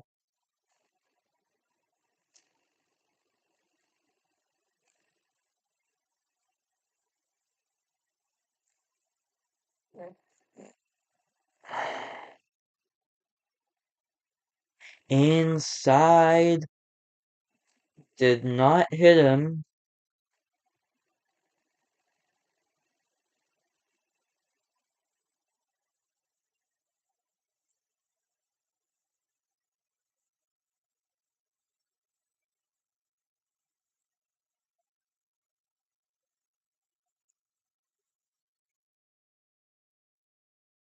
Oh, wow. Wild sinker.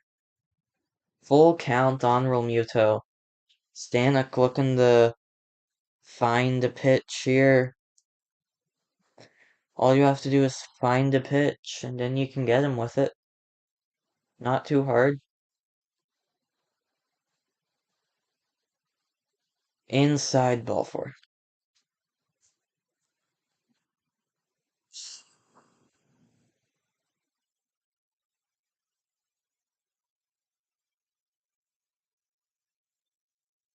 Yikes, yikes, yikes.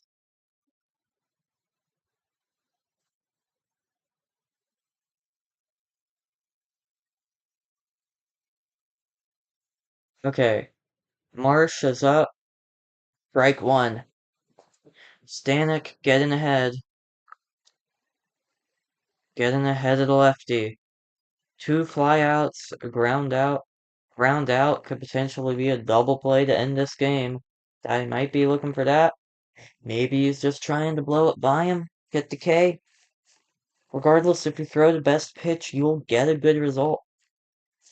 Whether it be a weak pop, a weak rollover, weak grounder, or just a whiff, or a freeze. There's a freeze. 1-2. Stanek to Marsh. 1-2. Looking to get through this ball game.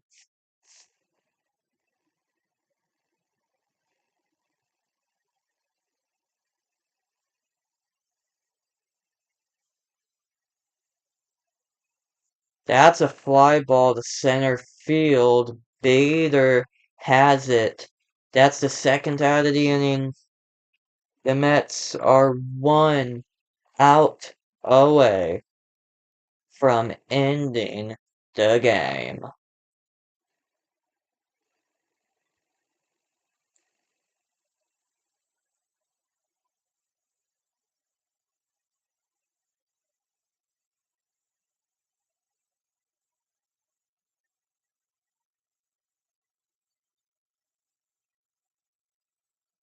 Cody Clemens off the bench.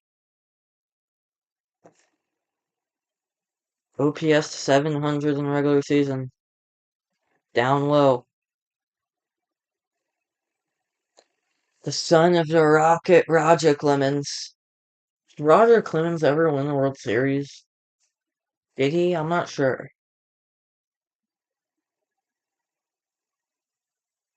2-0 count. Realmuto takes second on defensive indifference. Is he going to go for third as well? He's probably going to second to try to relay the pitches. Well, Friesen, bottom of the zone for strike one. 2-1 on Clemens. Stanek looking to set down a third lefty this inning.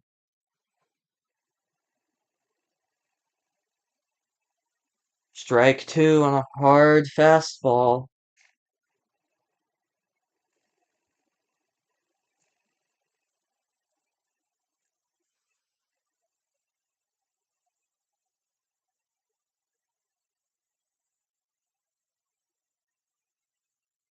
Fouled away.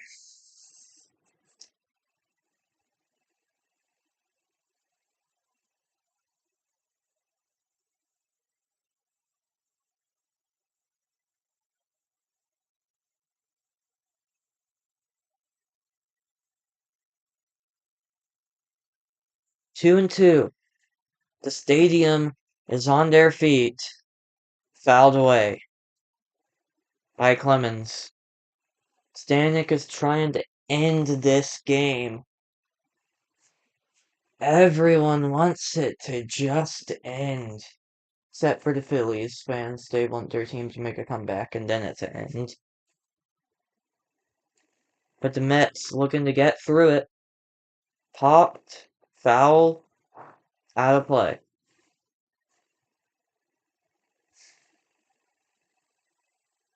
The Mets 1 strike away from winning it. 2-2. Stanek, Clemens, another delivery. Here we go. Low and away. The count is full. Oh my goodness.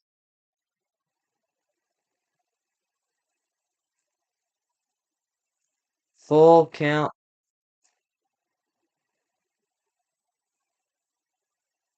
Line drive down the line. That'll get a run in. Hard hit for Clemens.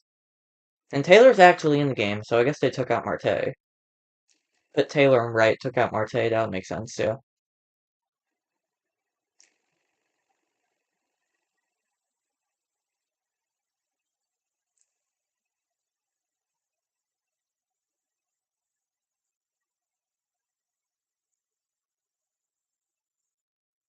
Six-two.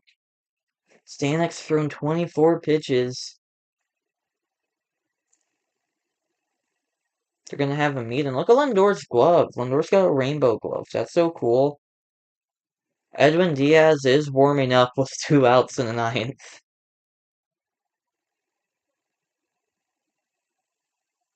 If they need to call on him, they will. As they should. Kyle Schwarber is standing in. He homered to lead off the game. Was the Phillies' only offense until moments ago.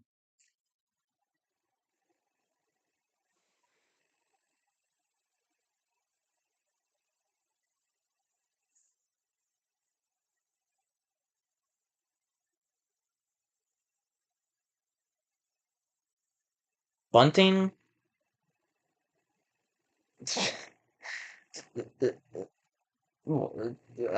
2 out bunting? I don't understand 2 out bunting.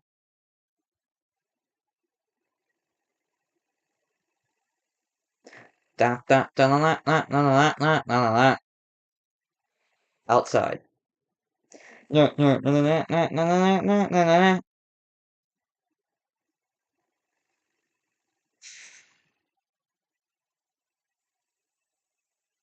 1-1. Called time.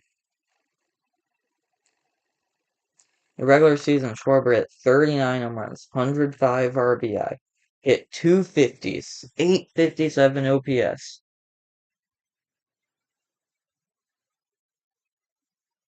He's 2 for 4 tonight. Today. Outside taken 2-1. It's the first time Blue got that call right.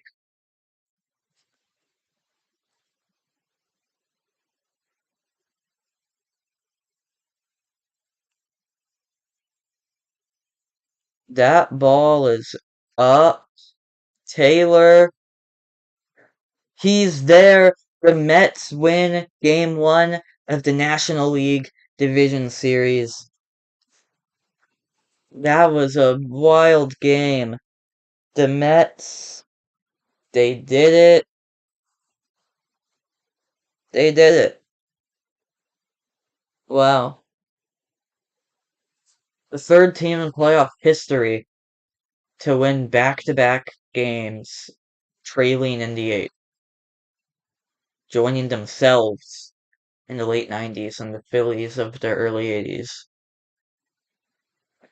And that, my friends, or anyone who clicked on this stream,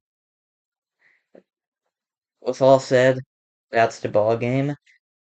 Goodbye! Subscribe, please, so I can pass Royce Lewis.